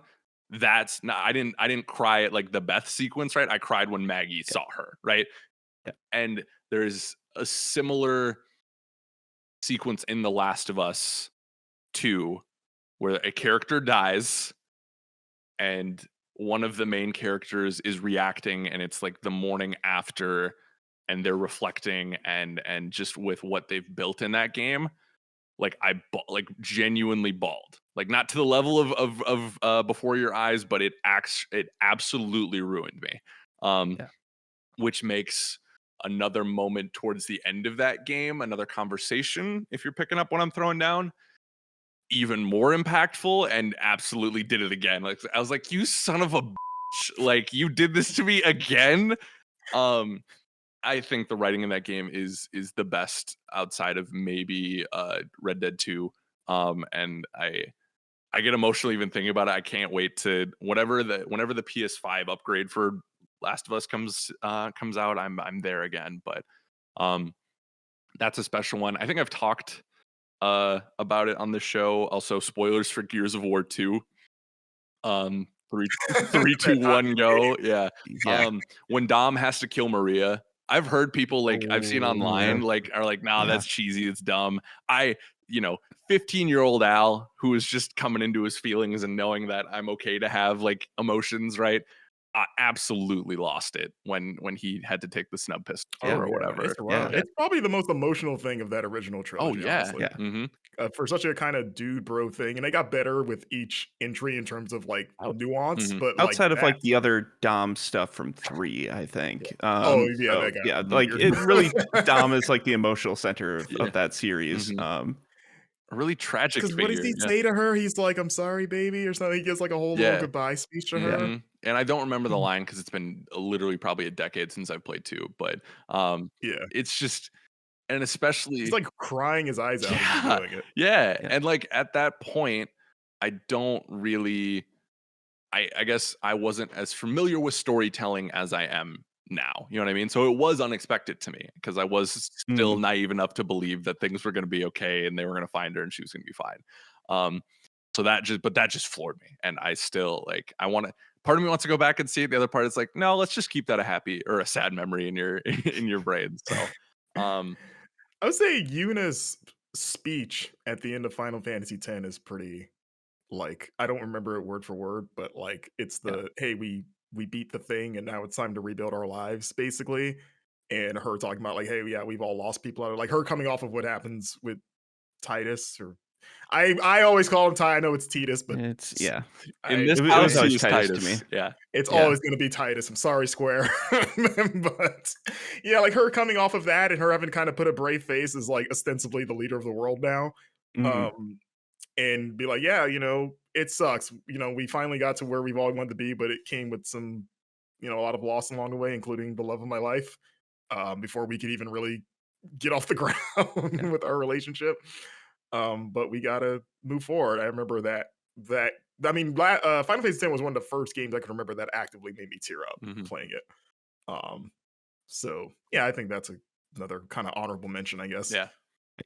I feel like as I get older, just like the endings of games just get me even more. And like it's really Oh, just like the aspect of like, oh, this is ending, and I don't get to hang out with these characters anymore, and like sometimes that's enough to just push me over the edge to like just sit there a little bit longer and think about it and Mhm. I've learned that I've take a moment. cried more at media in general now as I've gotten older. I Yeah, never dude, did same. as a kid. Not that I didn't feel sad and stuff. It just never really translated to like actual tears. Mhm.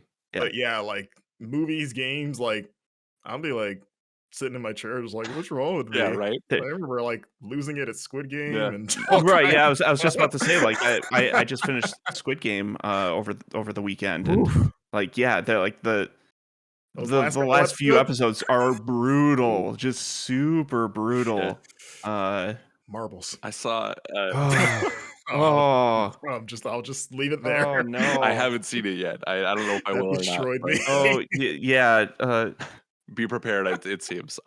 Yeah, my fiancé and I went to see the Anthony Bourdain documentary earlier this Oh year, yeah. Oh, and, I didn't like, know that was a thing. yeah, it's fantastic. There's some problematic stuff with they do some robo voice, which I haven't read a ton about, but, Oh, um, Robo voice? it's like deep faking for a little bit, voices. yeah, which Oh, It's like a Vocaloid sort of thing. and So they just take like his sound pattern and something like that, yeah. oh, map like it. they made his voice, I Yeah. basically? couldn't pinpoint where it was, though. I recently rewatched it again. I wasn't quite sure. There was a couple of times because, like, in audio editing, right? Sometimes you will edit things together, right? It's not, not every VO you hear is pure, right? Like, sometimes you're Yeah. Mm. putting pieces together, but I don't know the specific moment that Was it when he said I love Bobby Flay, was. and it was Yeah. like Yeah. just Emerald is my in that favorite. tone? Yeah.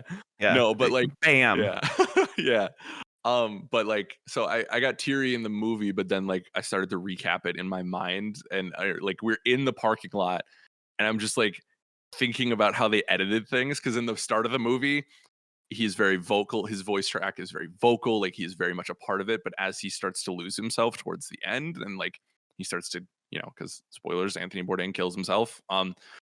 Like as he starts to get to that moment, you hear his voice less and less, and I just like looked at Jess. I was like, then he stopped talking at some point, and I had to do the.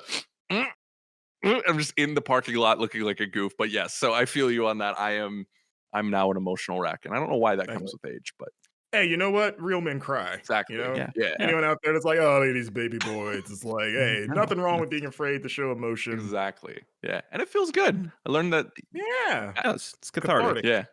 Apparently, that's Jinx. like a brain chemical that the brain produces. Like after you cry or experience like a trauma, that's why you feel good after a good cry because it's Oh, like bottle that the up. brain's trying to. Sell it. Yeah, Don't give me the midichlorians explanation for why yeah, I'm emotional. yeah, right. It kind of ruined things for me too, but it's just sorry, listeners. So, we'll do one more question here, and then we'll say goodbye. So, this one was from our lovely. I didn't even do this on purpose. This is from Savoy Prime, who left that awesome Oh, hey. email. So, Welcome back. welcome back. This is from his from Discord.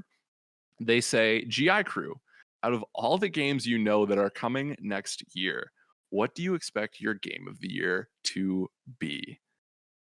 It's a great question. Is this our personal game of the year or what we think like Game Awards or the industry will They pick? say Probably do both. so let's do ours, like your Okay. personal taste, like what out of what we know, and I think we've talked about it enough on this show where it's like Zelda's probably not next year, right? Like they keep refusing to. Ah, I don't think It's it's gonna be next it is yeah, you're on their very convinced. roadmap. year. Yeah, like I think it'll be next year. I know you're I'm an dead set anti, against yeah. it. I'm an anti, but You, hey, if I'm wrong, I still win because I get to play Zelda, you know? That's yeah. true. Yeah. That's true.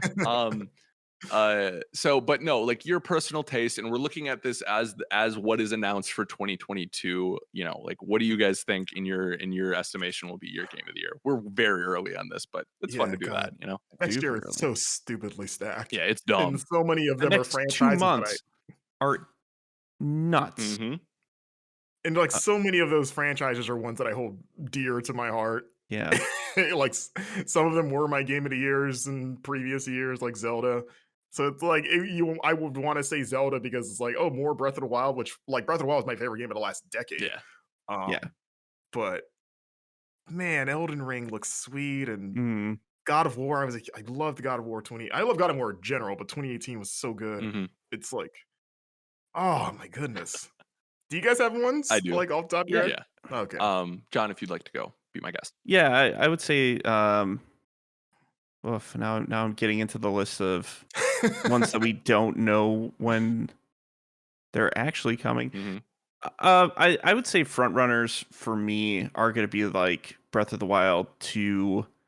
That has some potential disappointment in it too, because you are comparing it to the first one, and also you have all of the first one to play already. So when you actually get into the second one, is more of that actually going to be what you want?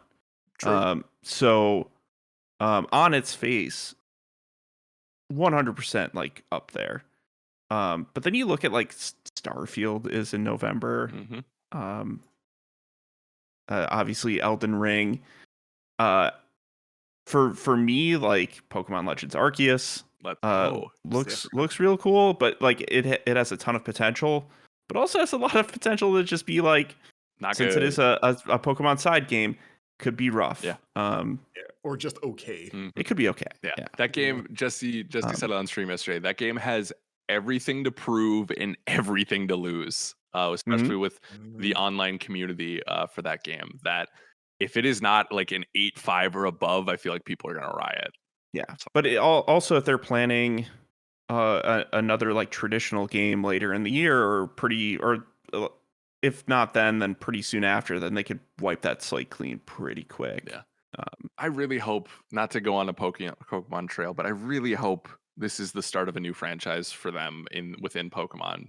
And I talked about it on the stream yesterday, but like the colon gives me hope where the colon is placed, because it's Pokemon Legends : Arceus. You can't say no. You just can't. You can't say it like that. It is what it is. Always.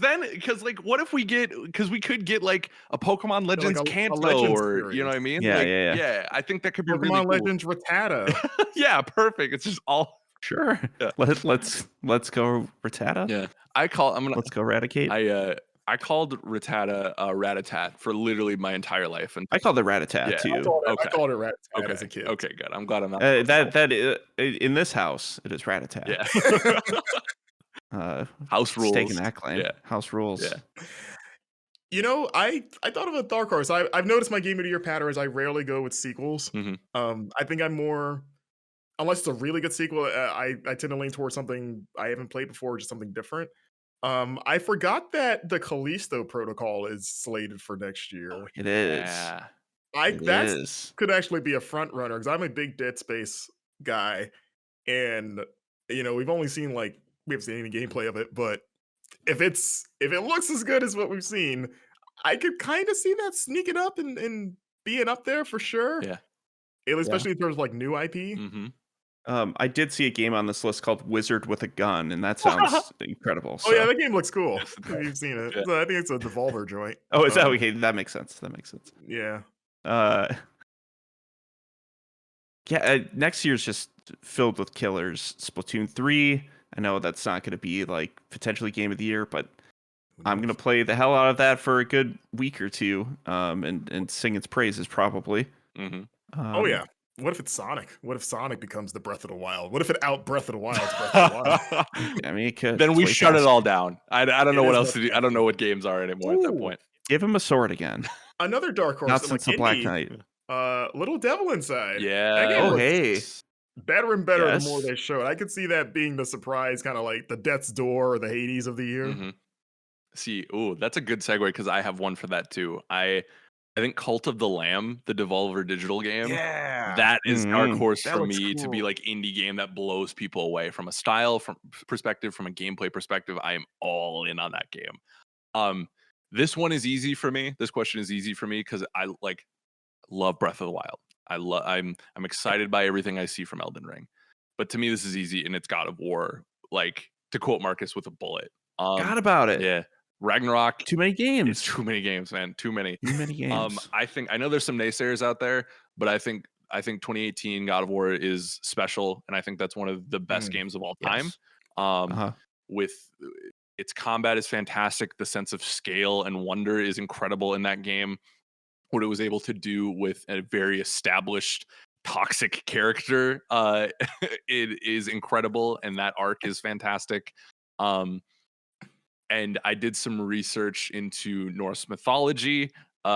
before, because I did an interview with Santa Monica after the gameplay reveal, and there's some really interesting stuff they could do with Atreus and Kratos' relationship that I am very, very, very excited about. And I just think, with all this time to polish and create something new, and the dedication that team has, I'm midnight, like day one, second one, I can play that game. I'm gonna be there because I cannot wait to return to that world, and just the promise of what's coming with that is so exciting to me. So Yeah, I just randomly thought of Starfield. yeah, I mean, right, yeah. that's got a release date. Oh yeah, And, like, Starfield's one where it's like, if that appears and looks as good as we hope it is, like this year is going to be very difficult. And we talked about Suicide Squad, Gotham Knights, like potentially Hogwarts Legacy. Tunic. Just games, man. Yeah. Games. It could be Strangers of Paradise Final Fantasy Origins. It could. Maybe Chaos we just could needed, reign. we just needed a Neo Final Fantasy. Here's the deal. There's infinite universes out there, folks. There is a world where that wins Game of the Year in one of those universes. Is it this universe? We'll find out, but I don't think so. I mean, we're getting next gen versions of Cyberpunk, so maybe it's finally Cyberpunk's time. For a third year in a row, it cracks the nominations for Game of the Year. Best RPG. But like Hogwarts Legacy, I mean, Yeah. like oh gosh, Ghostwire Tokyo Oh yeah. next Yeah. year. Yeah. I mean, Forspoken, like there's a lot. I know we're just listing games at this point, but yeah, I mean, it's like Dragon Ball The Breakers. it is. I've heard Which I very good genuinely things wanna about play. that so far. Like there was I was reading a forum post of somebody who was in like the test a The couple beta of weeks thing they ago, and did? they're like, it's awesome. Okay. It So looks like, I'm so excited for us to stream that. That looks like such a Yes. stupid fun time. Yeah, it'll be great. You know what else was great? This episode of the podcast. It was definitely a little unconventional, but I love it. This was a lot of fun. Marcus, John, thank you so much for joining me. Listeners, viewers, thank you so much for watching. Be sure to like, share, and subscribe. I know you hear it a million times, but it really helps us. Be sure to subscribe on iTunes, follow on Spotify, leave us a review if you can. Anything you can do for us is more than appreciated. We love y'all. Thank you so much. We will be back next week, regular scheduled Thursday. We appreciate y'all's patience on that. But be good to one another, and we will see you next time. Bye, everyone.